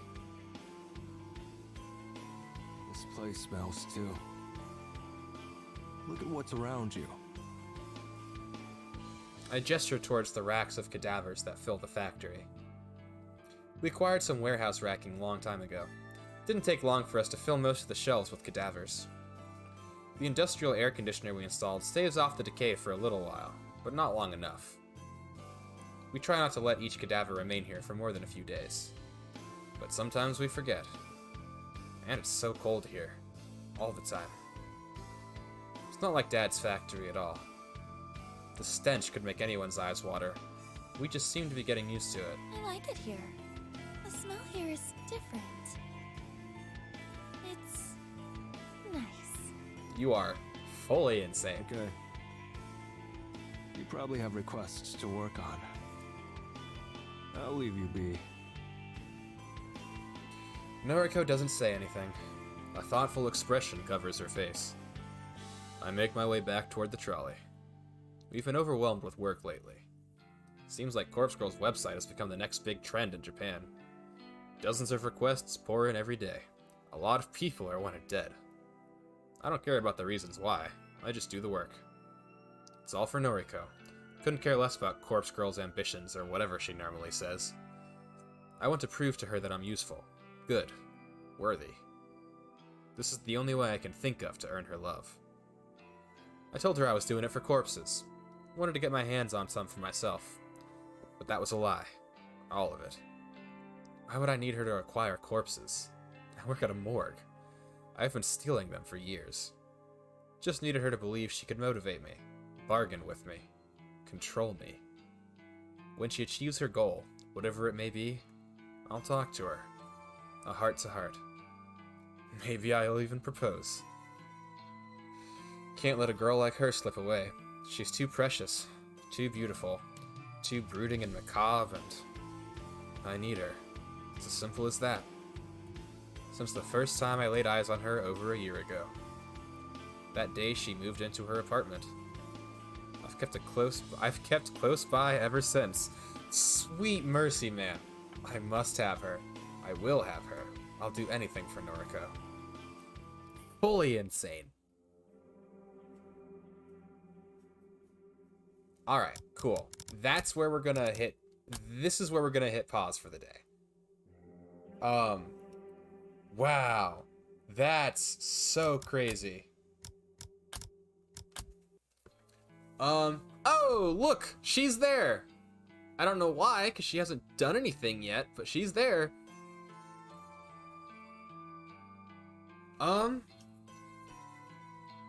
Yeah. This is crazy. This is wild in a way that I am like... It's just simply crazy. Okay, let's see if we've missed anything. I mean, there were no choices between here and there. I'm assuming these two were just choices that we misplayed. I don't remember what this one would have been. I remember this one. This is the Aoi one. Yeah, Aoi's there now. It's crazy. Oh, Usagi, now that I've got you, did you see Junpei? Did you see her boyfriend? Her boyfriend is a creature. There's setting. Oh yeah, settings is whatever. Yeah, this game is... The story here is so, like... It's just wild. It is such a complex, complicated thing. And yet it's also really straightforward. I love this story a lot, which you know. His name makes me think of Persona 3. I still haven't gotten Persona 3. I very much would like to get it, but I'm just a little broken. Broke at the moment. But yeah, that's gonna be the end for tonight. I never want to stop streaming this game once I start. I'm gonna turn the music off so that I can hear myself. Yeah. Like, even now, I really want to just continue, but I do have to keep as close to my schedule as I can. We're already an hour over. Yeah.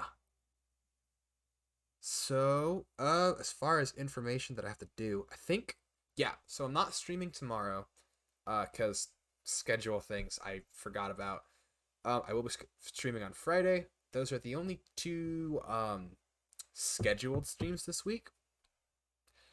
The schedule says that we're doing Nephilim Saga on Friday. I will have to fight myself to not change it, but we're gonna close that. But yeah, so plan is Nephilim Saga on Friday. Maybe I'll even try and stream on Saturday, but that's a maybe. Yeah, that's about all of that information. Yeah, I hope you guys enjoyed. I know I certainly did. This is awesome. I'm so happy with this. This went so many places I never really would have expected. But yeah, I hope you all have a great rest of your night, day, whatever time it is, wherever you are. And I will see you next time. Okay, bye.